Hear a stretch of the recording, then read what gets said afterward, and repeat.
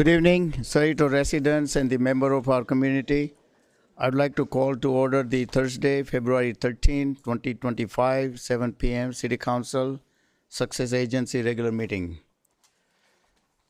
The invocation will be led by Pastor Rob Golding of First Christian Reformed Church, and the Pledge of Allegiance will be led by Troop 394. Pastor Golding.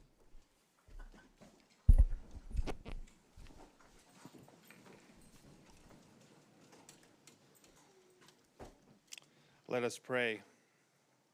Almighty God and Father of the Lord and Savior Jesus Christ, together we come before you in humility as a people in need of your forgiveness, your mercy, your goodness, and your grace. I ask you today, Father, to bring to us a great awakening of righteousness and confidence in you who alone are mighty to save. Hear my cry in this hour of great need, that we might be humbly blessed before you in repentance of our corporate sins. You, Almighty God, are the source of all wisdom, and there is no wisdom but that which comes from you. So please come upon those here who are the stewards over the business of our city with your wisdom which comes from above, and with your holy fear, knowing that your coming day of judgment draws near, when all who have been and are now in authority will answer to you, the great judge of heaven and of earth.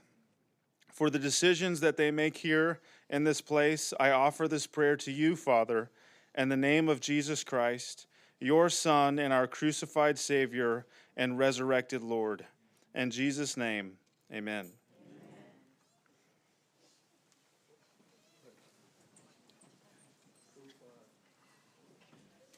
Troop 394.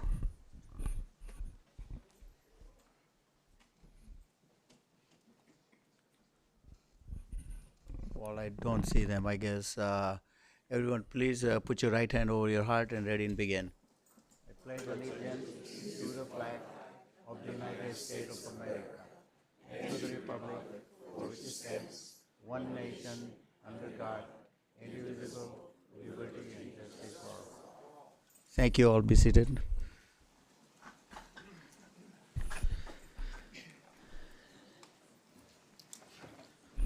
Madam City Clerk, will you please conduct the roll call? Council and Agency Member Barrows. Present. Council and Agency Member Johnson. Present. Council and Agency Member Yokoyama. Here. Mayor Pro Tem and Vice Chair Vo. Present. Mayor and Chair Solanki. Present.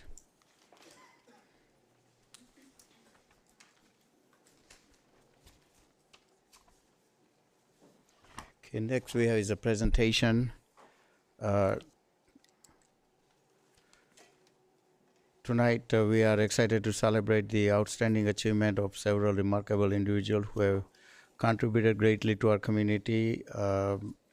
It is my pleasure to recognize the Regal Cerritos, a key cinema in the entertainment hub of the Los Angeles County, has been serving moviegoers since 1994.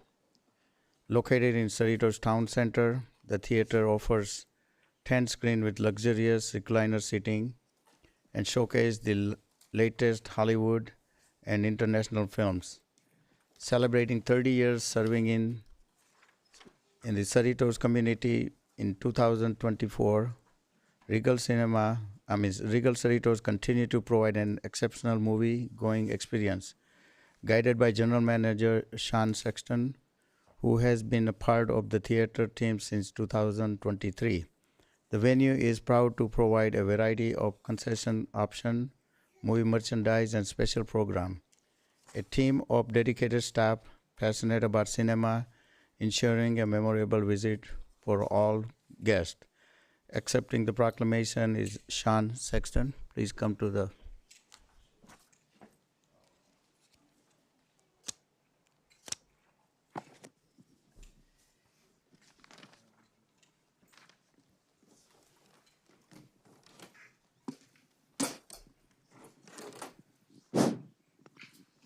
Congratulations. I have a proclamation. Would you like to say something? Yes, please. Hello. We are honored at Regal to receive this proclamation from the city. We love our city. We try our best to make a fun environment for everyone to come watch movies. And it's been rough these past couple of years. Movie theater got hit pretty hard with the pandemic, so we're bouncing back now, and getting an award like this will really help invigorate the entire team, the entire company, and we couldn't be more grateful. Thank you so much. Congratulations again. I'd like to have my city council come for the photo.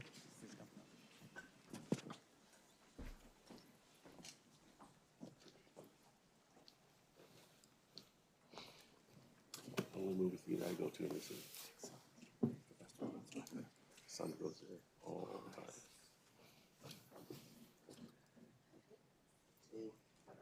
Three photos. Let's see. Ready? 1, 2, 3. 1, 2, 3. 1, 2, and 3. Congratulations again. Thank you. Thank you. Congratulations. Love the popcorn. Congratulations. I'll see you at Captain America. We all know that all week. Good job, sir. Appreciate it.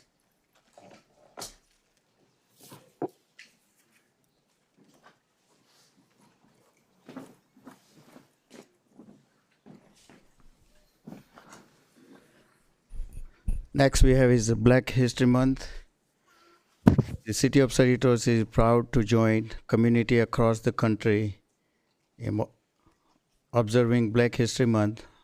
Observed each February, Black History Month is a time to celebrate the rich heritage of African American in the United States and to reflect on the important culture, historical and spiritual contribution that African American have made in our country and in the community we all call home.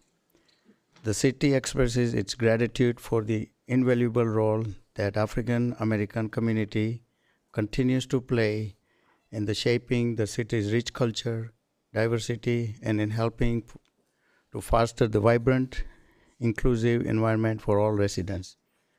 As a part of the celebration of Black History Month, the city is pleased to recognize the educational service and support of Black Family Circle Parents Advisory Committee of ABC Unified School District. The purpose and the mission of this organization is to increase Black student success by acknowledging challenges that impede the achievement while empowering student, educator, parents, and community throughout strategic planning and the solution. Accepting the proclamation certificate recognition in honoring the African American education of ABC Unified School District are Dr. Dorothy O'Quinn and Ms. Gabrielle Earl.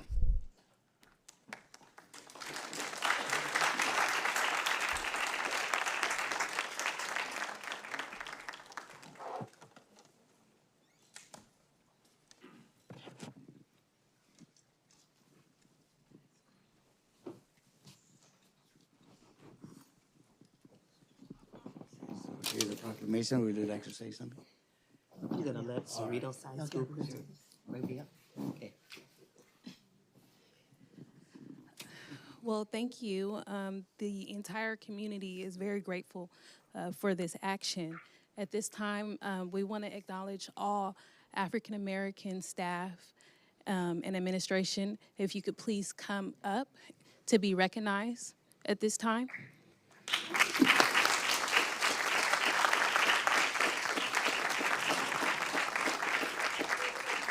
These are the amazing African American educators in our ABC Unified School District.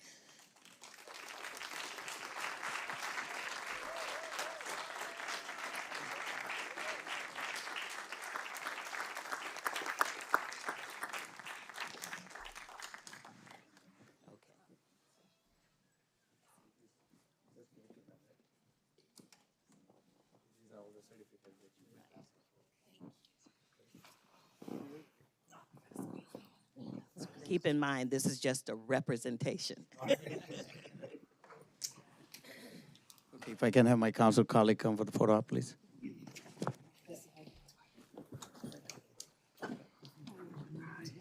Can everybody?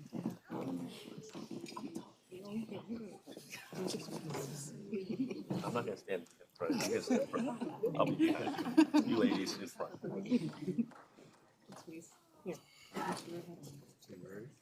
You stood down one more. Yeah, there you go. I think if you can have come forward a little bit and come down, everyone. One step down.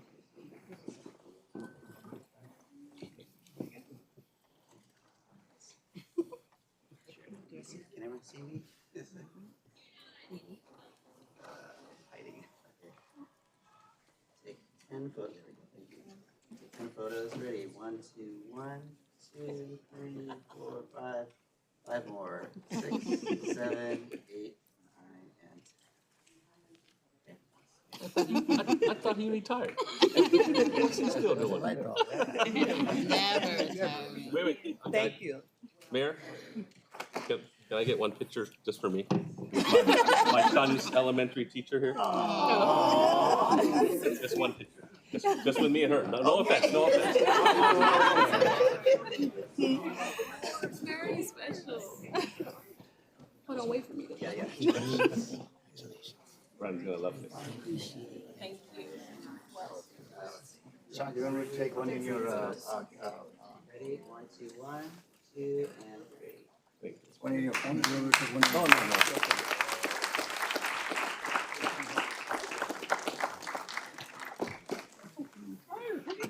No. Oh, okay. Well, how you enjoying retirement? Yeah, well, I'm in the club now.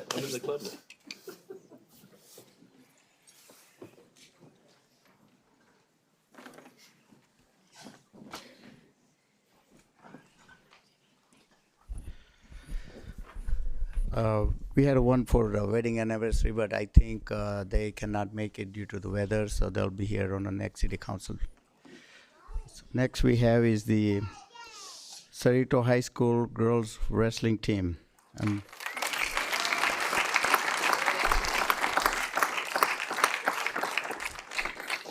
I am very happy to have the opportunity to recognize the Cerritos High School girls wrestling team achieved an impressive milestone by winning the ABC District Championship after completing the 2023-2024 season with a record of 6-3. The team demonstrated remarkable growth and resilience in making the program's first appearance in the CIF Championship and sending programs high of 5 qualifiers to CIF Master Meet. This achievement is a testament of their hard work and commitment to excellence. Accepting the proclamation certificate is 2023-24 Cerritos High School girls wrestling team. Please join me.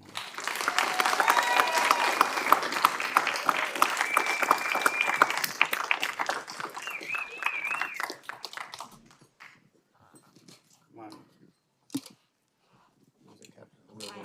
All right. Would you like to say something? Yes, please. Sure. Go ahead. First, like to say thank you so much for recognizing us and our efforts. Oh yes, thank you. And oh gosh, there's a TV. I'd like to say thank you for recognizing us, and thank you for recognizing that this is the first time in Cerritos history that a girls team has gone to CIF duels, and that we're league champions. And I'd also like to take this time to thank our wonderful coaches who always take care of us and make sure we're ready. Yes, Coach Jernigan and Coach Aragon. And then I'd like to thank our parents who are always supporting us and taking us to where we need to go.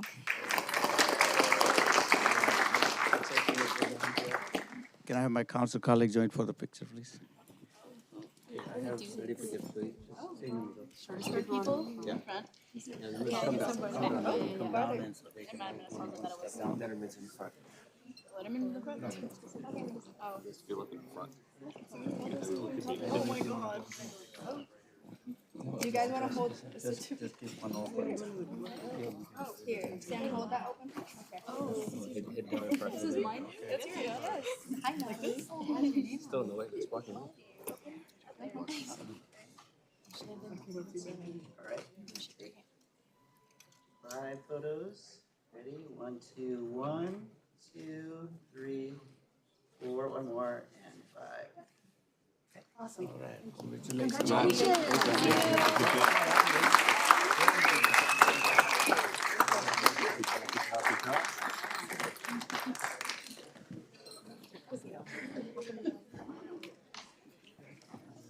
I know.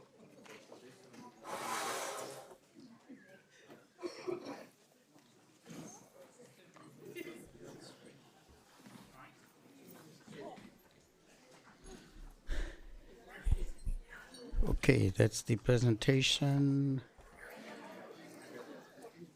Next we have is the public comments. Actually, Mayor, we have another presentation under 5B. What do we? 5B, 5B. Yes. I don't have 5B. I only We have, Mayor, members of the City Council, we have under 5B a presentation of an employee recruitment video. We are pleased to showcase a video that is prepared by our talented team in the Communications Division. We are in the middle of a very intense hiring initiative, and our staff has prepared a video that we're going to air this evening. The video features highlights employees from different departments in the city, and it also features all the wonderful services that our city provides. So this time we're going to go ahead and play it, and following that, our communications manager, Scott Harvey, has additional information regarding next steps on the showcase of the video.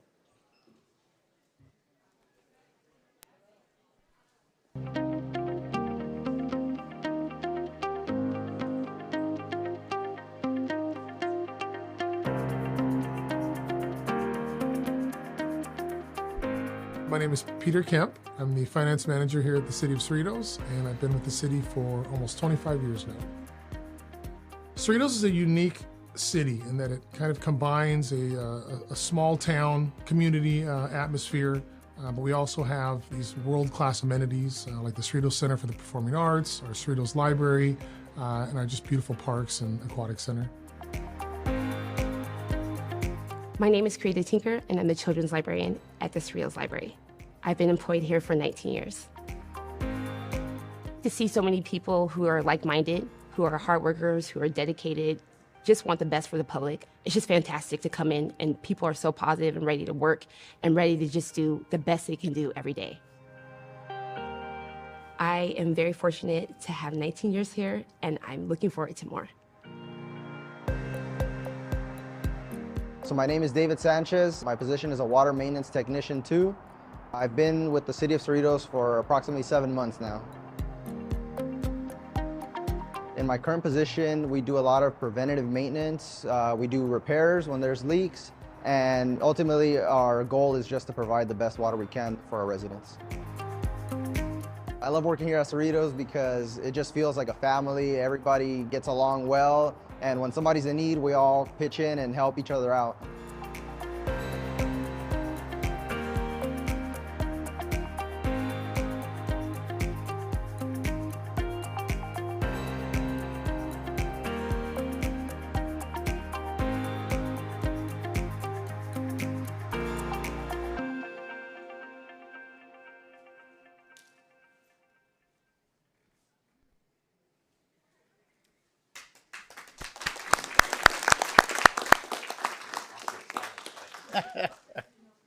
Good evening, Honorable Mayor, members of the City Council.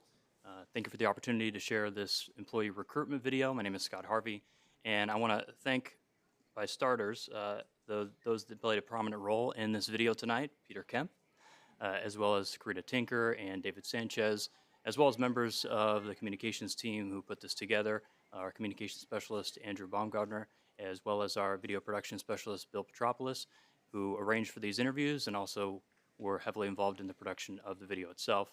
So it's really rewarding to be able to be here in front of you and share this recruitment video as we prepare to really celebrate the city, but also invite new people to experience what it's like to work here in the city. You know, as we invite people to explore a career with the City of Cerritos, I think it's really important that we are able to show people who it is that works here and what their experiences are. And so that was a really driver for the video here tonight. And really now we're in the process of making sure that this video is widely available for folks to see. And what we're going to be doing following tonight is sharing it across our multiple platforms. So we'll be including it on our website. Cerritos.gov/jobs is where applicants will see it first. But you'll also be able to encounter it on our social media platforms, as well as our TV3 station, and in various forms in communications in the March Cerritos News. We'll also be able to adapt and kind of offer new versions of this video in shorter snippets to be seen on our social media channels, such as Instagram Reels and YouTube Reels. And so there's just a lot of ways in which we can share this video and celebrate what it's like to work here and encourage others to become a member of the team. I'd be happy to answer any questions. Thank you very much for that report and presentation. Does anyone have any questions? No? All right, we go back to public comments. Thank you for your attendance at tonight's meeting. State law and our local rules do not support the use of profanity, hateful speech, or conduct that disturbs the conduct of this city business meeting. If necessary, I will issue an initial warning and call for a recess to restore order. After that, the chambers may be cleared. If disturbance continue, before we can open the public comments under 6, I will call upon the city clerk to provide additional information concerning public comments. Thank you, Mayor. The following comments pertain to all public comment periods on tonight's agenda. The mayor will open public comments at the appropriate times on the agenda. Please be prepared to approach the podium and begin your comments at the time you are called. Public comments should be directed to the City Council and made only from the podium during your turn. Please respect each speaker and refrain from any disruptive behavior or speech during their comment time. Public comments will be limited to 3 minutes per speaker.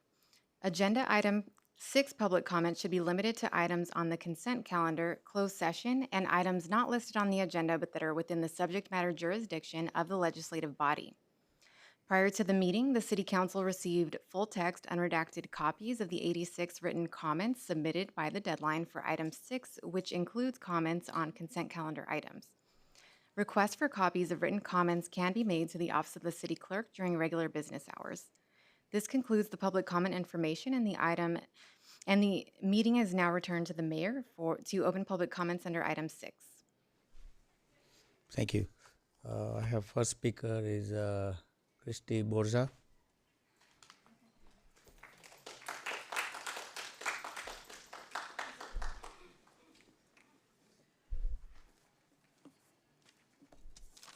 Hello. Hi, neighbor. So I'm Christy Borza, Cerritos resident. I feel humbled that this city has a space provided that is safe, dry, warm, and filled with diverse, inclusive, and equitable people. Equal meaning fair, and we have the law. I feel grateful to see our neighbors and neighborhoods together for the good of all, even the perpetrators. Please listen and be open to the change of the flow from negative to positive, meaning positively, drastically reducing the crime or having no break-ins. Sunray neighborhood, I think I messed up. Anyways, what our neighborhood is going to ask for is to have our neighborhood become just having one flow of traffic, just having one opening, instead of having where it's Benfield and Boss Street, closing one of them temporarily, and hopefully that will stop the break-ins in our neighborhood. We've noticed that there's, well, the other neighbors will talk about stats and things like that, but I just wanted to say thank you for having us. We've got quite a few people that are going to speak. And also, we're going to talk about signage and things like that. I'm nervous, so I'm going to go. Thanks.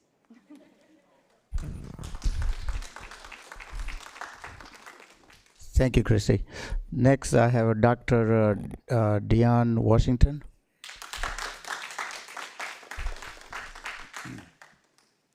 Greetings. I am a resident of Cerritos, and I've lived here for the past 20 years. And I've always been proud to live in Cerritos. And it's always been a place that I wanted to raise my children, which I'm doing right now.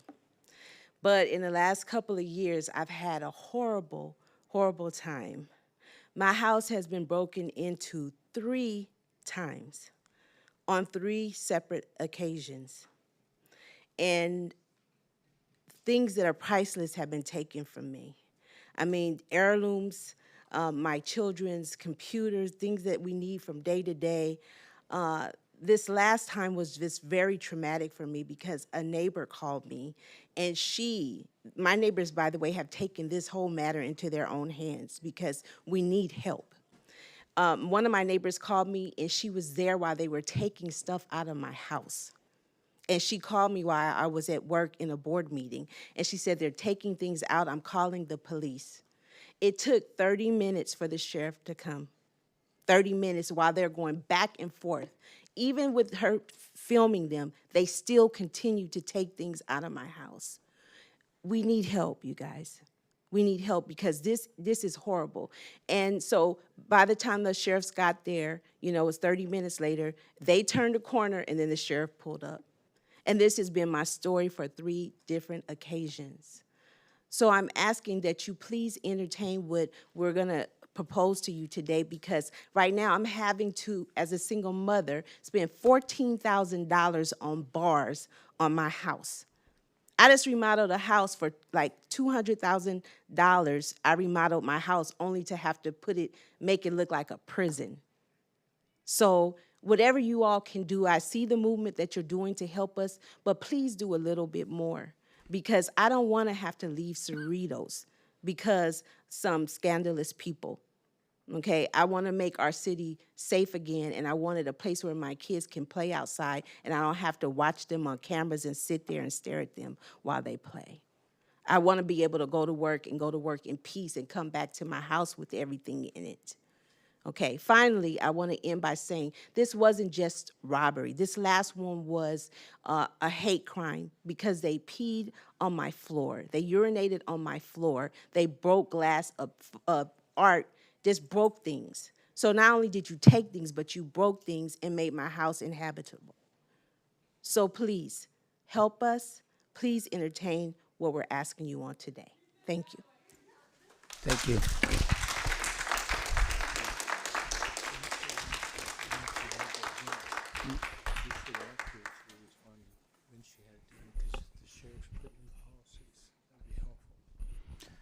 So, question, Dr. Jan Washington. When was your house was broken latest? January 28th. So recently. Daryl and Captain Drew, some of those changes we made looks like it's not working. Why would it take 30 minutes for sheriff to respond? Thank you, Mayor Solanke, for the question, and thanks for the residents coming out here. It's always good to see people who are energized, because we don't like this either. That we'll have to take a look at specifically. I don't have the information before, but I do know that we are aware of the trend in that particular track. In fact, there's 207 homes in that track. And right now, we just took delivery, as you may know, of a trailer, and I'm sure the residents might have seen it over there. It's a red box trailer that provides live video feeds, ALPR You cameras. only got on one side, so if they can come from the other side, no video is going to capture that. Yes, that is true. And so we have a decoy radio car on the other side we're using as a test bed to see if those two items working in concert actually serve as a deterrent. And so that's an excellent place, because there is only 2 entries into that housing tract. One off of Bigelow, one off Boss Street. And so we're going to see whether those deterrent factors take value.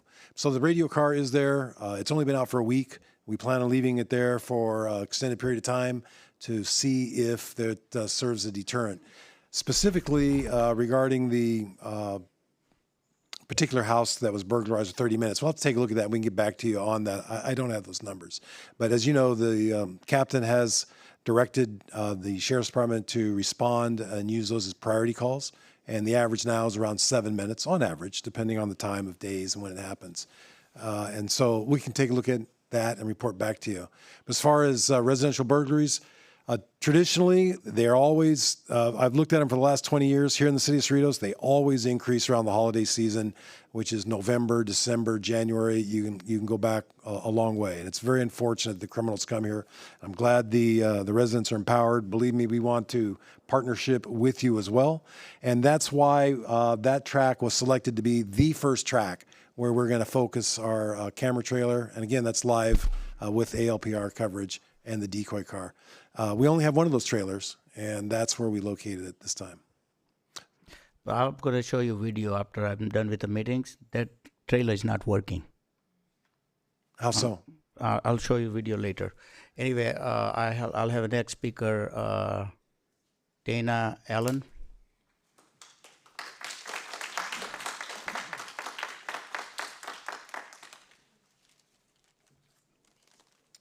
Thank you for letting me speak.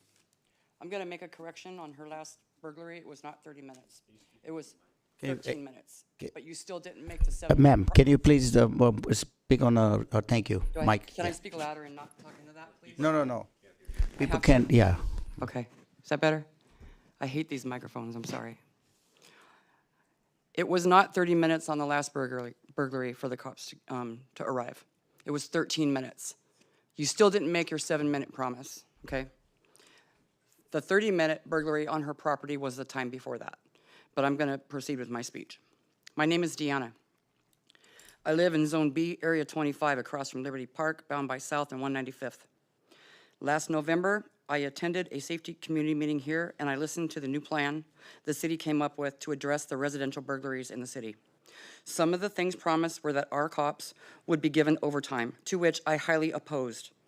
This is because we need more cops, not tired cops. We were told that residential burglary calls would be prioritized and answered to in 7 minutes or less. We heard about a drone program. As I explained in my comments at that meeting, we seem to get hit in all directions because of our close proximity to San Gabriel River Trail. Our packages aren't safe, our cars aren't safe, our houses aren't safe, and we aren't safe. Since that meeting, just a few short months ago, we have had a neighbor carjacked in her own driveway. Another neighbor had a group enter their home at knife point. Multiple burglaries, including 2 in the same day, next to each other. Just 2 weeks ago, the neighbor with the sweet little girls that I talked about at that meeting were burglarized again for the 3rd time. That's Dr. Dion's home. They ransacked her house and they stole their identities. What is happening here is nothing short of terror. Our neighbors don't want to leave their homes to even go to work. It took 13 minutes for the cops to arrive here on this burglary in progress call that was placed from our neighborhood watch. It is not the sheriff's fault. I blame the city for not properly staffing our area with more cops like they should. There were no drones. License plate were captured by our license plate readers that we purchased. They were reported to the sheriffs, but the guys were long gone. We deserve better. We demand better. Start pulling over the tinted window cars that we talked about at the safety meeting and get here in a timely manner. Mayor Naresh, I know your time as our mayor is short, and I thank you for the time that you have served. But I'm asking you for a Hail Mary for us before you go. I'm asking you to immediately approve temporarily blocking one entrance into our track with bollards or removable barricades. We feel that doing this will help slow down some of the crime. This reasonable request should be granted to us with no exception taken. There should be no further compromise from us. We have given up enough. Install your flock cameras in our entrance at your expense, not ours. Thank you.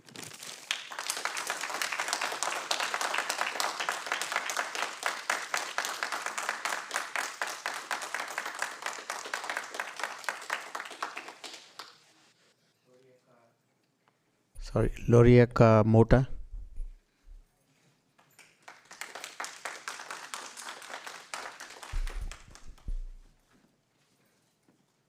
Hello, I'm Larissa. It's actually Larissa.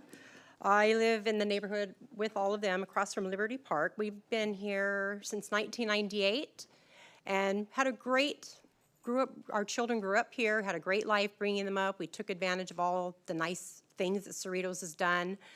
Always felt safe, but now we're hearing the helicopter coming all day and night, back and forth. We have anxiety every time we hear it and we go figure out what's going on. Since September, 5 of our neighbors have been robbed. And after her robbery, the next day, there are these group of people that tried to rob my elderly neighbors next 2 houses down. They're elderly. The guy doesn't hear very well. He hangs out in the garage all day. And they came up to him. He shoos them away, goes away, but they went past him, went into the house. One lady is talking to him. One lady's distracting the lady that she's talking to, the homeowner, and the other one's going through all of her stuff. When she figures that out, she kicks him out. Then she comes back, again, like a few minutes later, with like 5 people, and then they held him up at like via knife point, and she got a broom and she started hitting them. And she's a senior citizen. She says it took them like an hour for the cops to come and get a police report. That's coming from her. She's not here today. She says they didn't seem to be too interested because they didn't really take anything. They didn't harm anybody, but we just need we need a lot of help in our neighborhood right now. We're like terrified living there. I have anxiety leaving my house. I don't want to leave to go to the supermarket, go to the store, go to vacation at all, period, because I'm scared they're going to break in, which we don't have it very much, but they'll take anything they can get, even if it's like a shoe. So what we're hoping, and maybe if we block one entry, would that be doable for helping, like, not having both entryway traffic, because we're so close to the 605 freeway that when they come in and out, they're just boom. One of the neighbors followed the car that took all her stuff and followed them all the way to the 605 South ramp, and then she just let it go. She says, okay, they're on the 605 South ramp. I'm on the phone with the 911, and they're gone, just gone. And then that was the end of that. So we're thinking maybe blocking one, if that's possible, one entryway into our neighborhood track. Maybe it'll help. That's all I have to say, but thank you. I love Cerritos. We just need to make our crime better and get them. We need your help.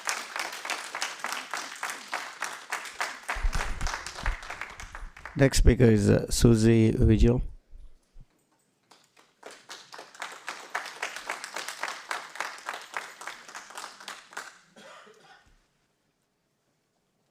Hi, I'm Susie, and I'm a neighbor from across Liberty Park, and things are absolutely out of control.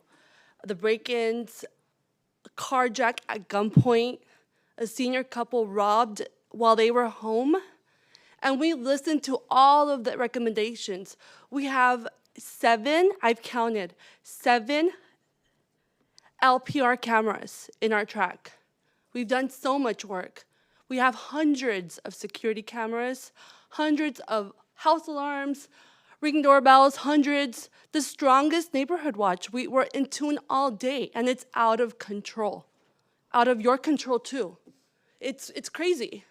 And I came in to speak with Daryl Evans a few weeks ago, and me and him, we had a really great time speaking. And he confirmed that the tracks with one entrance in Cerritos have 0 break-ins in years, with proper cameras and proper signage. So what are we waiting for? I'm shocked that we're not doing that like yesterday, 6 months ago. This has been going on for too long. There's no time to be wasted, guys. Like, our safety it's not there anymore. And the city's reputation is at stake. Yours too. It's serious. It's time to step it up and get so creative. Blocking an entrance could solve the problem. It could, and so let's just try this temporarily. So we put together a petition. Hundreds of neighbors are so ready, so excited to try this. We're asking for you to consider this on a trial basis to see if it helps. Just a trial. I see the Mitsubishi dealership across my exit. They got the blockage. Somehow their parking lot is no good. They got the pillars. Let's do it here too, and let's try to save our homes. We want to have our kids play outside. I have 4 kids. I really want my kids to be able to play safety. I want my senior neighbors to be able to hang out in their garage and not be robbed at knife point. I want my neighbors to be able to go do errands and not be carjacked at gunpoint. All like last month. This all happened in weeks. Any questions for me? No, not right now. All right.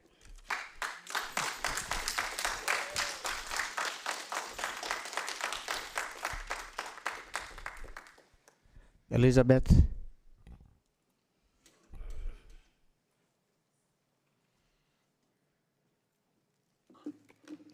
I live in the same neighborhood as they do. 2 weeks ago, on the 28th, my daughter witnessed her home robbery. My daughter left the house to drive around our track only to put her baby to sleep. In less than a block, we live in the middle of the block, and she turned right on Crosdale when she saw these people stepping out of the grass. I want to say it like it is. I don't want to say coming out of the house. Stepping out of the grass loaded with the luggage and with designer brand handbags. And I have the pictures if you want to see them. So she turned, she sees this happening, and she had already heard about what's going on. And so she turned around and she said, it's happening live. Let me turn around to take a picture of the license plate, because they don't have, obviously, license plates on the front of the car on Trash Day Tuesday, and they park the cars right behind the trash cans. So guess what she did, Mayor? She called 911.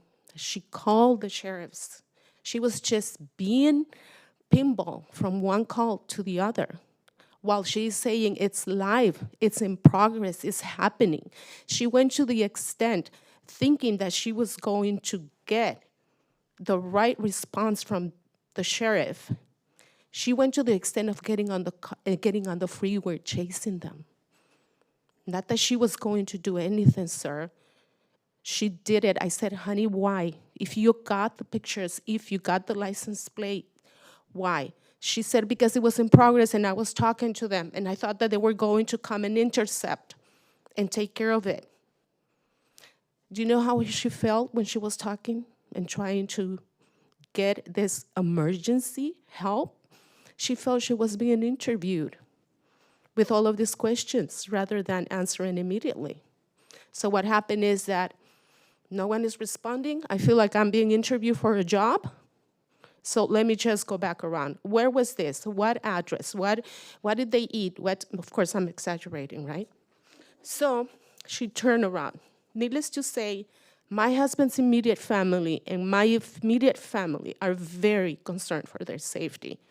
So after this incident and this ridiculous response to the phone call, I have a few questions for all of you. Since they have gotten away with it time in and time out, so they keep coming back, looking for more. They see we're very vulnerable and unprotected and unsafe. So because they have gotten away with this, then I'm not at ease. We're not at ease.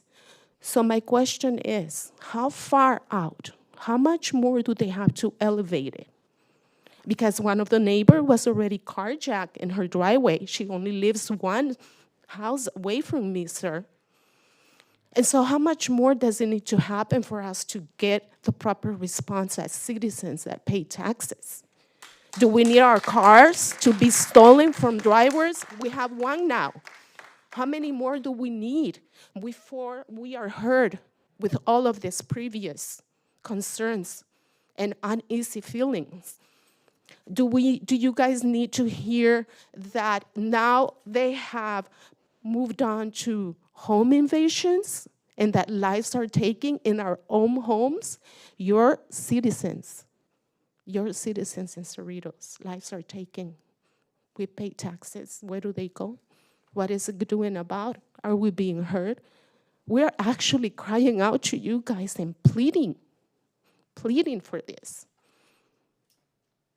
How much more do we need to say and do? I was here at the November meeting. I know what Susie and my others beautiful neighbors are talking about. So and so you won't blame me, right? You won't blame me to feel that I am now walking with a pepper spray, with a small blade. Not because I'm not gonna kill anybody, because I'm gonna do the utmost to stay safe. Do you want to see the pictures, sir? The pictures are very clearly how they are dressed in their official workwear with headlights on their front head. And so now what do you know, Mayor, what my daughters do when they come visit? They do a round a couple of times, all of them, to the extent that my daughter, my eldest daughter with the baby, because I babysit a couple of days a week, to this extent, one of them just told me, I make sure that I come in with 15 minutes more ahead of time. Mom, I locate my minutes, and I make sure I have 15 minutes to drive around a couple of times. Because within my driving, I can see cars parked that are suspicious, or I can see another home robbery. Why not? She saw it already, sir. Okay, thank you. Would you like to see the pictures? Yeah, we'd like to. I don't know how we One can get last a copy. thing. One last thing, allow me, please. You know what she said? What she said when she was there when the cops arrived at her house, and she said, "I have to go. My baby is asleep there. I'm coming back from playing cops here, and so do you need to see a female cop?" And says, "I told you I have pictures. Do you want them or not?" At this point, do you want the pictures or not? Oh yeah. Give them to us. Send them to this number. How does that sound to you, sir? Where are taxes, sir? We're paying your salaries. Remember that.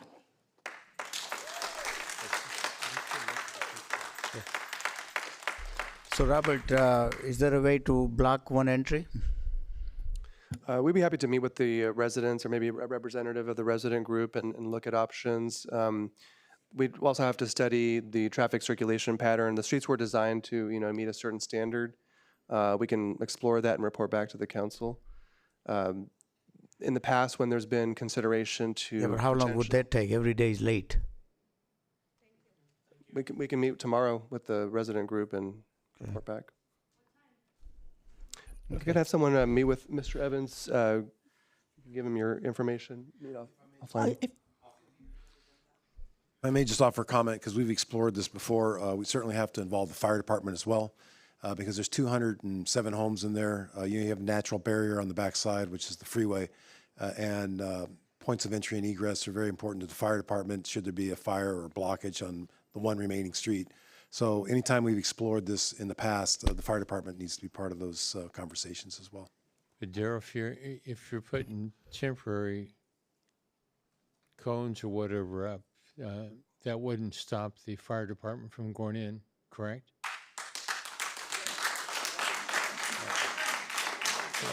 That is correct. And again, we support the residents, right? So we are looking for creative ways, but it also would not stop the criminals from, so it's a lot of...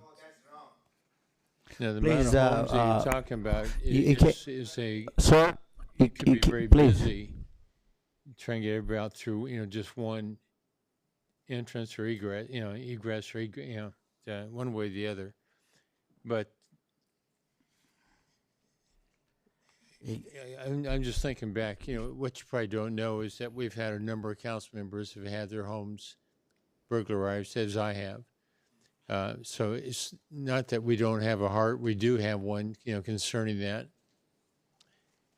Jim Edwards, who I took his place here after he passed away, his house, they had a 400-pound safe taken out through a window in the broad daylight. So there's a good number of those. I've had a friend that's been broken into 3 times also. So it's something that we're all concerned about. But when you asked about the taxes, if you look on your tax bill, take a look at it and figure for every dollar, 7 cents goes to us.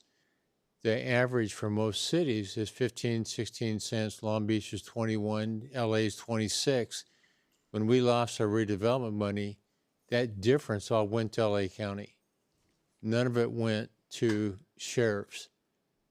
So our budget just got squeezed further, from that process. So, a lot that we're doing is trying to make things work out.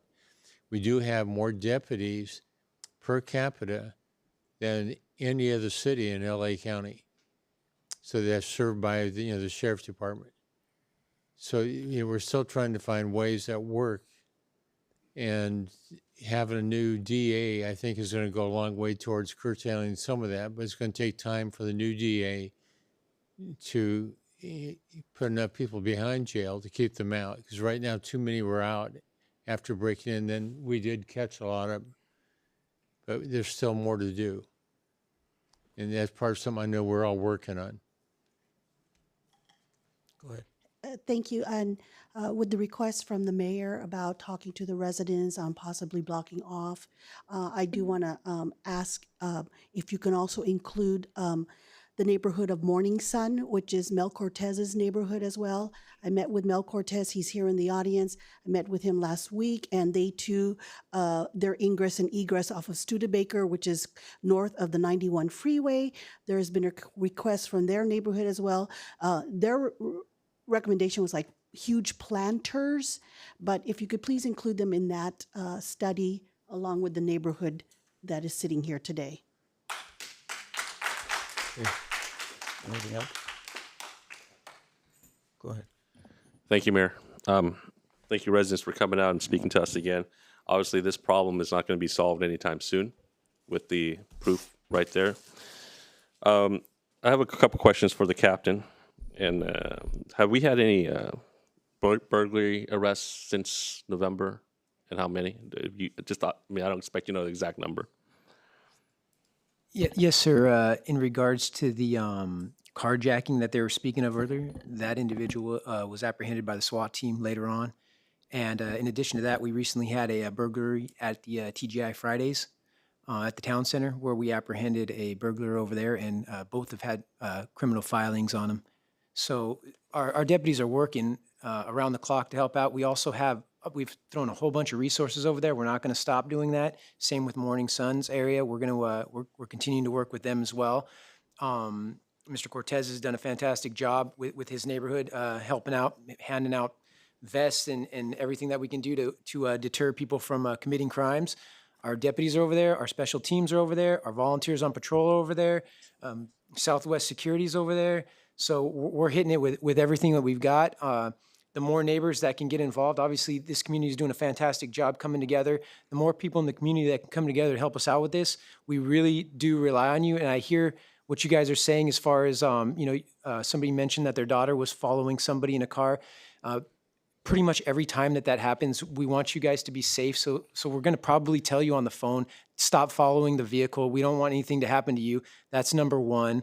As far as a 13-minute response, I'm more than happy to look into that. I get the numbers every month for our priority calls. We are meeting our 7 minutes. I'm not going to say it's a perfect world that every single call of a priority call is met in 7 minutes. That's the average. Some, when the deputies don't have something that takes priority over it, will be there in 3 minutes. Other times, unfortunately, it could be true. 13 minutes, I have to look into that. But the average is 7, and that's what we're shooting for. And our guys and gals are working very hard to make that work. I know sometimes when we call dispatch, it feels like some of the questions are not pertinent to what we're trying to do, but they do matter to us. There's a certain types of questions that we ask, and we're having a dispatcher event coming up. I'll have to get the date for that soon, but we're having another one. We had one in the past, and we're going to have another one where we explain what they do, why they ask these certain questions, and why we do what we do in there. So we've done a much better job in dispatch. I know we had some shortcomings in there before that people were not happy about the way that people were answering the phone. We've addressed those issues with staff, and I've seen definitely a positive change from the community with that. So we're going to continue to work at this, and we're putting everything we have at it. There's nothing that I can think of off the top of my head more that we can do. Obviously, they want to put barriers there. That's up to the city, if you guys would like to do that. But as far as our deputies, we're going to continue to work, and we're going to continue to patrol those neighborhoods aggressively. Okay. And we do hear the tinted windows and the no plates on cars and paper plates. So our deputies are looking for those vehicles. They are making stops on those vehicles as well. And one last thing, the gal that mentioned, they sent me a link to send my photographs to. We use a body-worn camera, and when we do evidence on that, it's not like how it used to be where we take a photograph of the evidence. A lot of times we send you a link and you upload the photos into the link for evidence. What's called evidence.com is a source that we use, and then the detectives look at that evidence. So just because they gave you a link, don't think that they're brushing you off or they don't care. That's a method that we use now, because then all the evidence is uploaded, and the detectives can look at that particular case. So Captain, I'm glad you bring that up, because I've attended neighborhood watches. It's constantly attending neighborhood watches, and the theme is always the same: is that the message they get is because from the sheriff's department, dispatch, so forth, is that they feel like the deputies or the dispatchers don't have a sense of concern sometimes, and the reality is it's the job that we do or police officers do, and sometimes we forget how to relay that information to the community. And so if this one resident had that impression, maybe it's something maybe we can just put a little extra effort into explaining to that resident why we do what we do. It may take an extra 5 minutes and stuff. Right. And the other theme I've heard, I've expressed this to you, is dispatchers and how they communicate. And again, it's very structured, and our residents may not understand that because we're trained a certain way to get information. But there's got to be some communication. And when you say they ask certain questions, I agree they do, and they have to ask those questions. Part of the things I do at the neighborhood watch meetings is I actually try and train the neighbors in regards to how to report things. And I don't know, with our public communications, I know we've been making an effort for communications, is that maybe we can list these things and send it out with the neighborhood, because I'm going out there verbally trying to, from, like I always said, from head down, out in, when you describe somebody, right? And so because of that, they have a quick understanding of, one, because most callers are nervous when they call because It's stressful right then and there. But if they knew just maybe 5 out of the 10 things that are so important to put out there, maybe they'll remember 5 of the 10 things, to say instead of all 10. But part of it too is communication. And I think that if the residents understood why we do what we do, but they're not going to expect to know that at the moment. So maybe our employees can make a little effort to explain it to them and just to be a little bit more concerned. And I know most deputies do, but occasionally we get a couple experiences that turns the wrong way, and we're trying to eliminate that as much as possible because the crime's already occurred. So how do we act now to make them feel that they're safe for now with us there? So that's the theme that I hear constantly, is how they feel after the fact and how they're treated.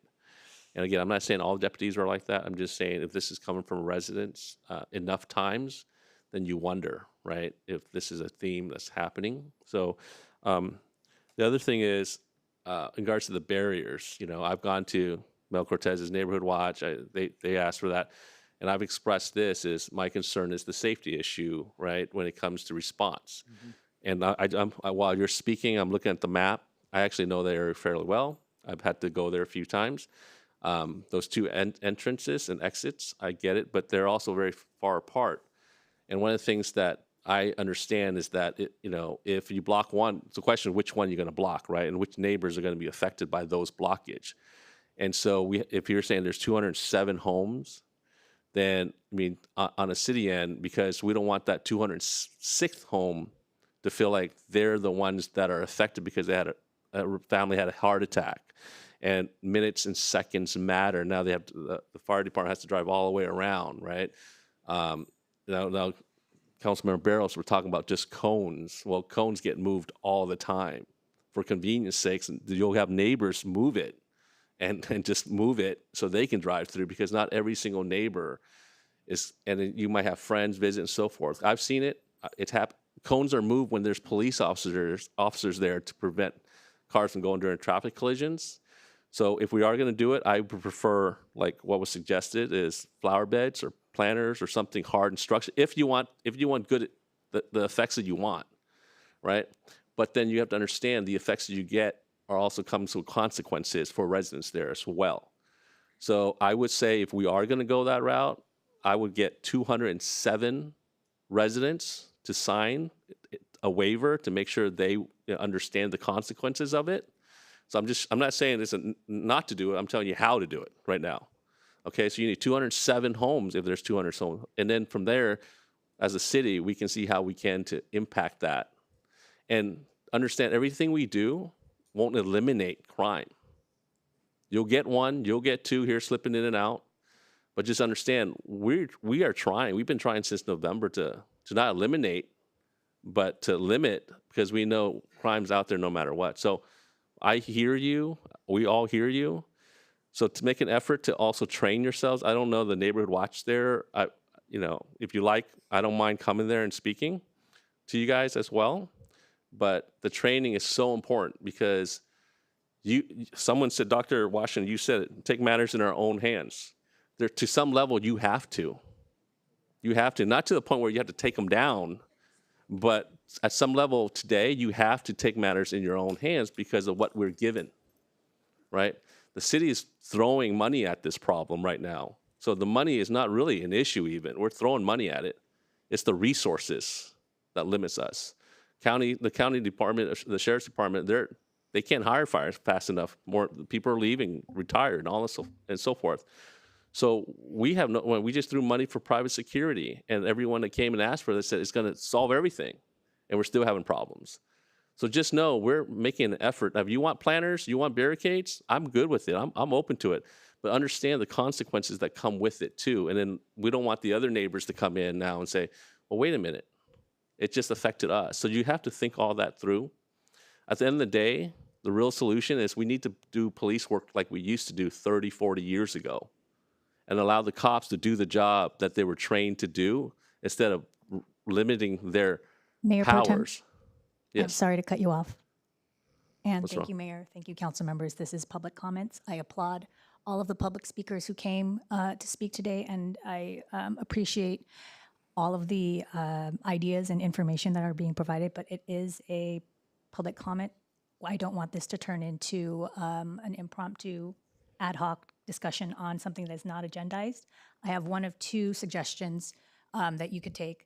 First is to move this to the discussion on legislative item 10B, because it is related to public safety and the prioritization for Cal Cities to make public safety a priority. And all of this information and all of these statistics can be included as part of that conversation as to why we want to encourage Cal Cities to do what they're doing. Or we can potentially schedule this for an agendized item at a future council meeting. Thank you for that. I don't think we're taking action on this at all. We're No, just correct, but I do not want it to be a back and forth and Yeah. a further discussion because we have spent a little bit of time on this All item. right, well, it's up to the mayor. He runs the meeting, so you can cut me off anytime, Mayor. But before you do, I'd like to finish up with something. So again, your voices are being heard. We're doing our best to get where you want us to be. It's just the problem is the resources that we have to work with. But again, we need police officers to do the job. We need to let them do the jobs that they used to be able to do. And police work is dirty when you're going to do it to the way that needs to be done, right? Because police work is when we catch criminals, when we have to do what we got to do, you got to be able to let them do what they need to do. And I don't think you're preventing that, but I think that we need to let the cops know that they have the support here in the city to do what they need to do. So that's all I have. Thank you, by the way, City Attorney, for that. Thank you. Okay, we'll continue with the public comments. Elbar Levy.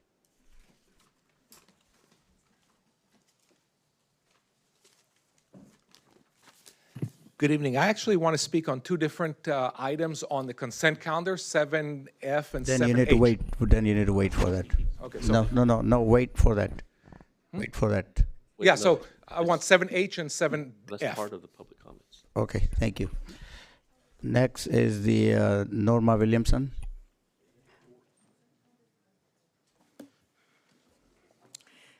Good evening. My name is Norma Williamson. My husband and I are Cerritos residents for the last 22 years. And we have some concerns, also public safety, but a little different side to it.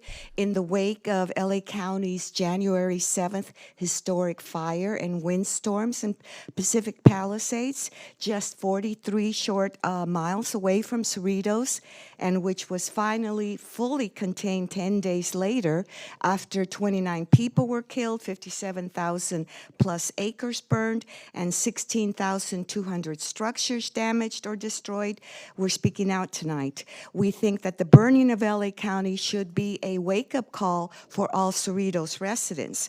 And according to the County of Los Angeles Emergency Survival Guide, which we received at a CERT training, page 18, it tells us that when considering how to prepare for emergencies, think about the people in your neighborhood and how you can work together. And neighbors, not professional first responders, typically perform 70% of all rescues in major disasters. And the organization of the Cerritos Neighborhood Watch Program, which we're captains of, into areas and zones is the perfect structure to start organizing and unifying neighborhoods to respond to natural disasters. Extreme weather events are on the rise and will become even more prevalent in months to come. So we have a few suggestions. The Cerritos Emergency Response Office needs to expand from one full-time staff member to an entire team. The city should be helping neighborhood watch captains identify residents in certain areas and zones who would like to volunteer to join a neighborhood emergency team and respond in a coordinated manner to a major disaster, natural or man-made. And homeowners of battery backup solar homes like ours should be encouraged to become neighborhood electric charging hubs to provide electrical charging of portable devices like cell phones, oxygen tanks, and CPAP machines to their neighbors during extensive power outages. So thank you for listening to our suggestions. And that's it for tonight. Thank you so much. Thank you. Mayor, can I please ask for consensus to agendize on our next meeting on February 27, agendize an item for the City Council to act upon these residents' requests regarding closing off one of the entrances to their neighborhood. I'd like them to know while they're sitting there that this matter will be heard on an agendized item 2 weeks from now so that the City Council can make a decision where a decision can be made and action will happen. So I ask for consensus. Councilmember Yokoyama, I'll give consensus if you could please include the neighborhood of Morning Sun as well. Yeah, I agree to that friendly amendment to my request for consensus. Okay.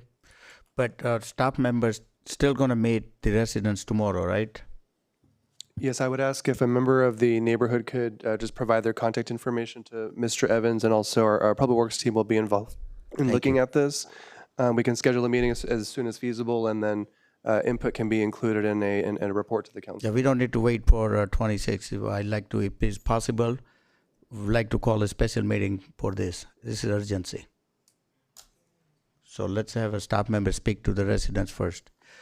Next speaker I have is Ellen Williamson. Sorry, can I have clarification? Are we also going to allow, have it agendized at the next council meeting? Yeah. Okay, there's consensus then. Yeah. Okay, thank you.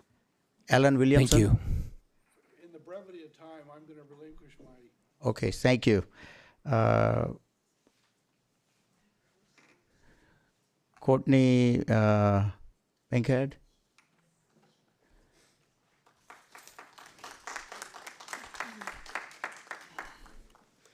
Good evening, City Council and staff. My name is Courtney Bankhead, and you all have probably seen me here several times before regarding agenda item 7G, the Memorial Bench Program, in honor of my sister, Chelsea Bankhead, who has passed. While I respect the deliberation process, I am deeply disappointed by the recommendation from the Policy and Procedure Ad Hoc Working Group not to move forward with this initiative.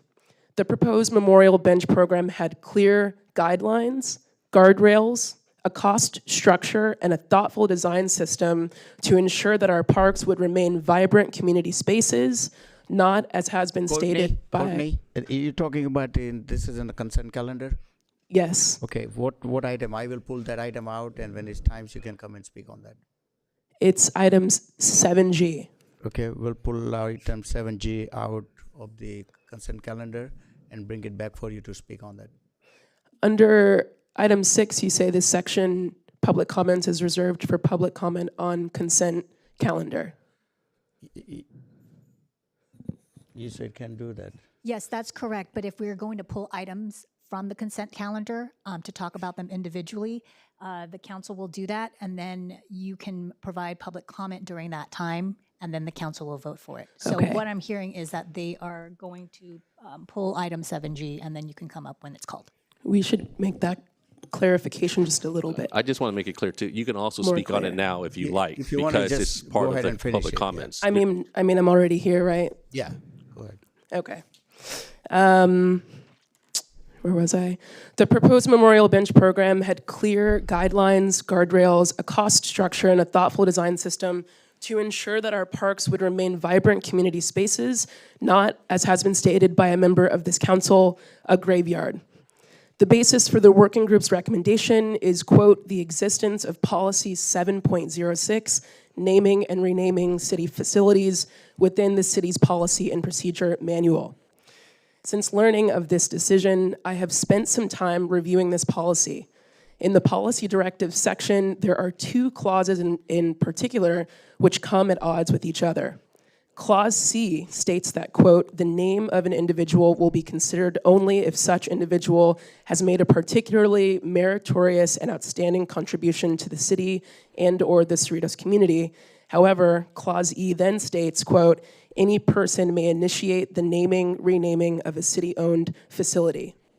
The last time this policy was exercised was just a couple of years ago when the City Council itself initiated the renaming of a park to Jim Edwards Park after the late City Council member and former mayor. And this raises a key question. If any person may initiate a request, yet the only names considered must meet an undefined threshold of meritorious and outstanding contribution, it leaves families like mine in a gray area. If the council can use this policy at its discretion, why is there hesitation in allowing folks like myself to make a request?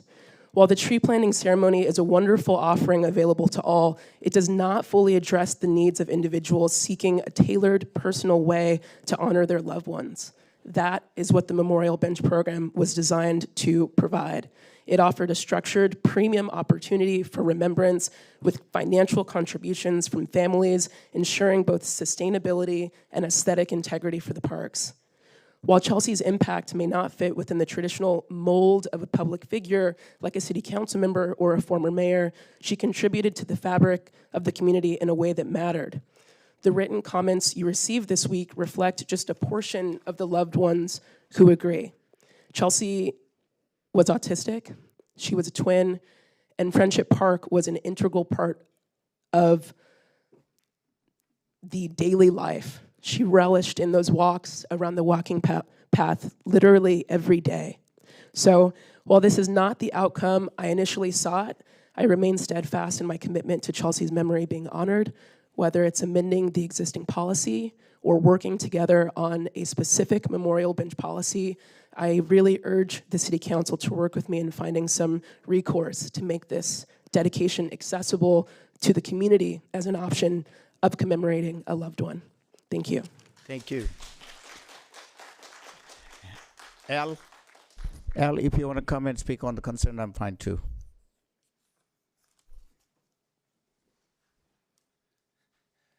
Good evening, council members.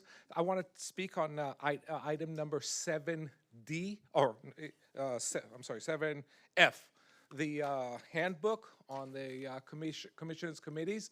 I want to say that I'm against the splitting of the Fine Arts and Historical Commissions into this Fine Arts and Historical Commission into two commissions, Fine Arts and Historical. We start with the fact that the Historical Commission is just such a bad name. It sounds like it's a commission that doesn't exist anymore. The Historical Commission existed in the past, not now, but that's a minor point. If you look at its charter, it should be the Historical Preservation Commission.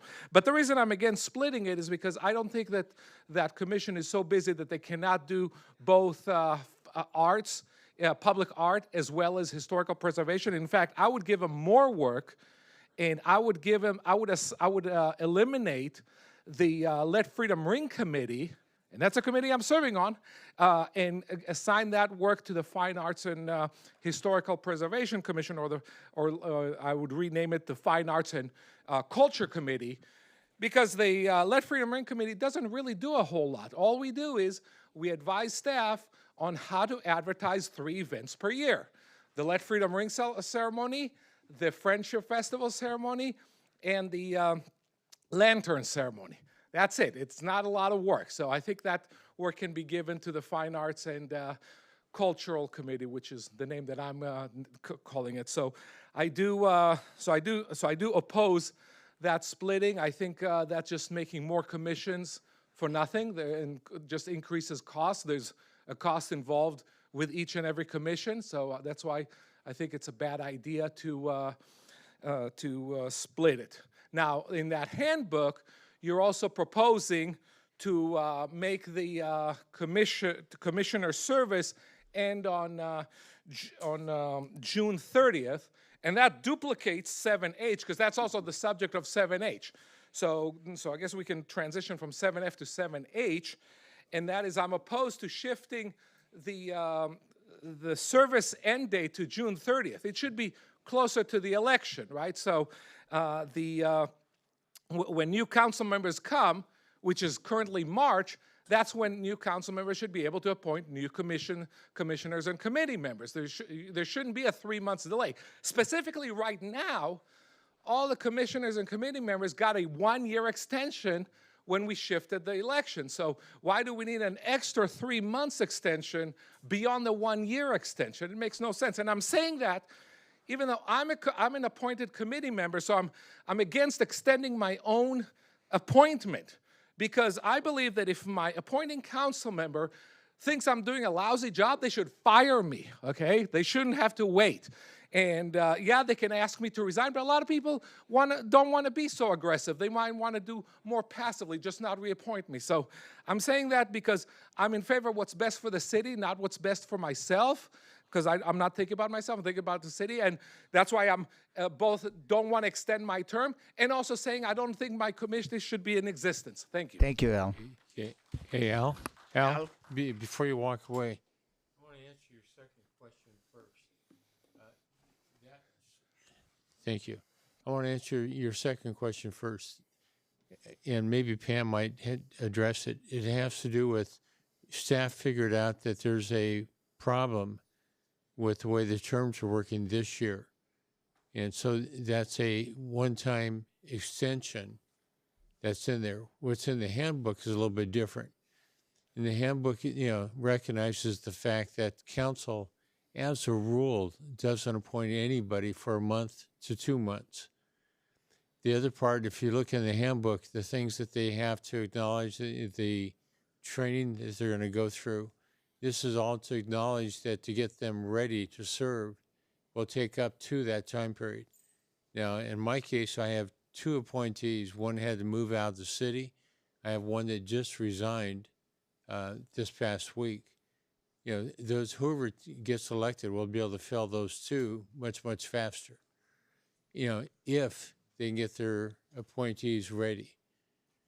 So anyway, there's 2 separate actions in there, but the second one is to deal with the legal issue that we deal with, Sacramento. And it's just a temporary extension. The handbook addresses it on a long-term basis. In my opinion, new council members should be able to hit the ground running, and if they're ready to appoint new council members as soon as the first meeting, they should be able to do that. The proposed handbook does not allow that. Can I address something real quick too? That's really in the event the new council members coming in has not yet picked anyone. It allows for the current members to continue to serve, so there's quorum. So this just makes it written and policy. But if the new council member gets elected tomorrow and they have their own appointee, that appointee will serve. It's in the event that they cannot find somebody in the time, it allows for the current member to serve up to June. Does That's that not what I'm reading. That's not what I read in the handbook. In the handbook, it says it's till June 30th, and they can continue serving until a replacement. So if a council member doesn't appoint until August, they can get to continue. So I think you're conflating. The way, at least that's the way I'm reading that handbook. Pam, can you clarify on that title, please? I just wanted to say that this is still public comment and we should not have a back and forth. If you do want to discuss this item further, you should pull it and we should bring it up at the time that it is being considered. Thank you to the speaker. Thank you to the council members, but I would like to maintain as much order and decorum as we possibly can. So thank you, Mayor. Okay. I have a question for the city attorney, please. So when I pull items off consent calendar, then those individual items will have public comment under the procedures of the city council, right? The way it works typically is what's written on the public comment time is that you can speak on items not on the agenda. You can speak on items in closed session that are on closed session, as well as consent items. We don't know if there will be or won't be speakers, or if they'll be pulled or not.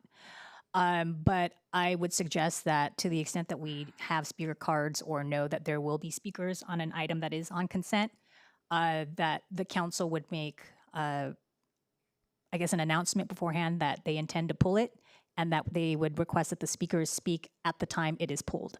I think that way it makes it easier to keep track of comments as well as get questions answered by the staff and by the council. Thank you. Thank you. Next speaker I have is Udit Dave.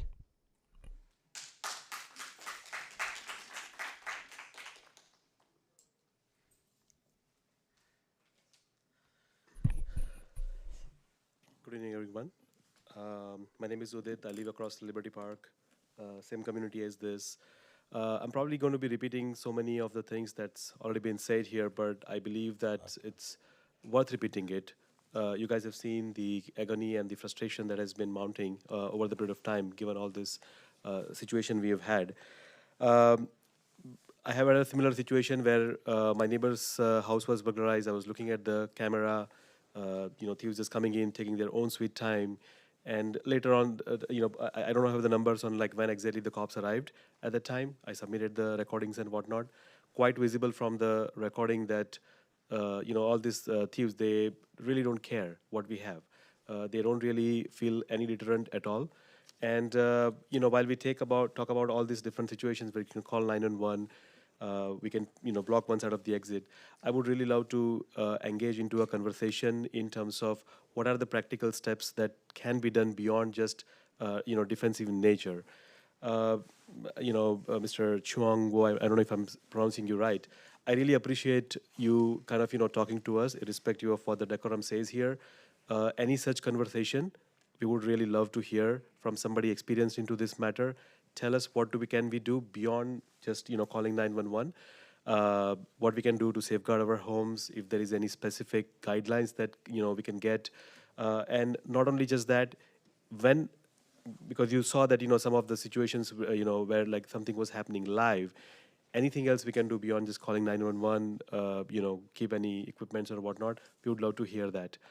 I would also like to add, I know, our police community, they're doing their best. I know it's quite frustrating for us, and, it just comes out as if, like, they are not doing their best. I just want to recognize the fact that, I would like to believe that, you are doing your best, and just urge everyone to come together and solve it for us. Thank you very much. Thank you. Okay, those are the only cards I have. City Clerk, is there any other correspondence? I don't see the. Oh. It's not moving.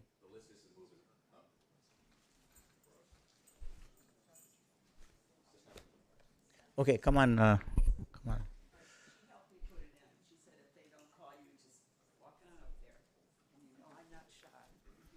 You're not shy? Hi, Celia Spitzer. This part may be rather brief. I was here to address items 7F and 7H on consent calendar.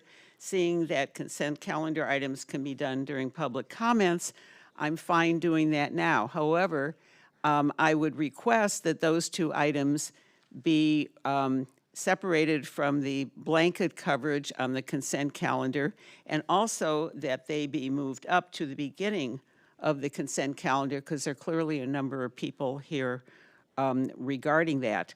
And so I need clarification is, are those going to get pulled or not to be moved, to be discussed separately?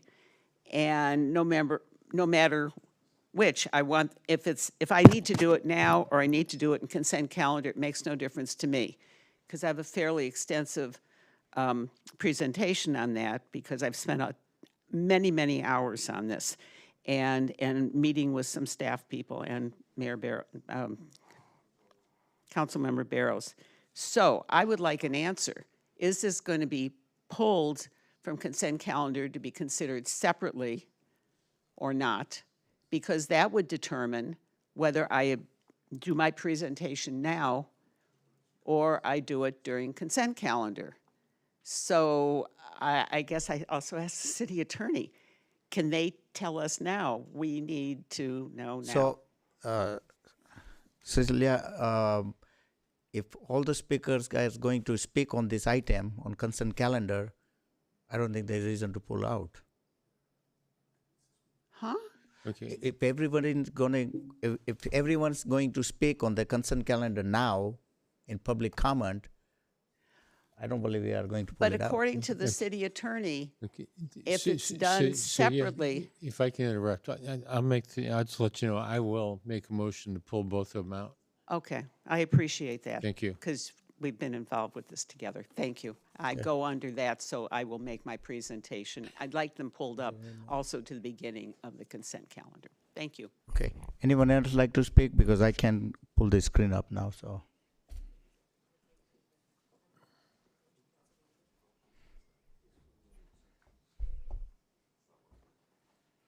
So.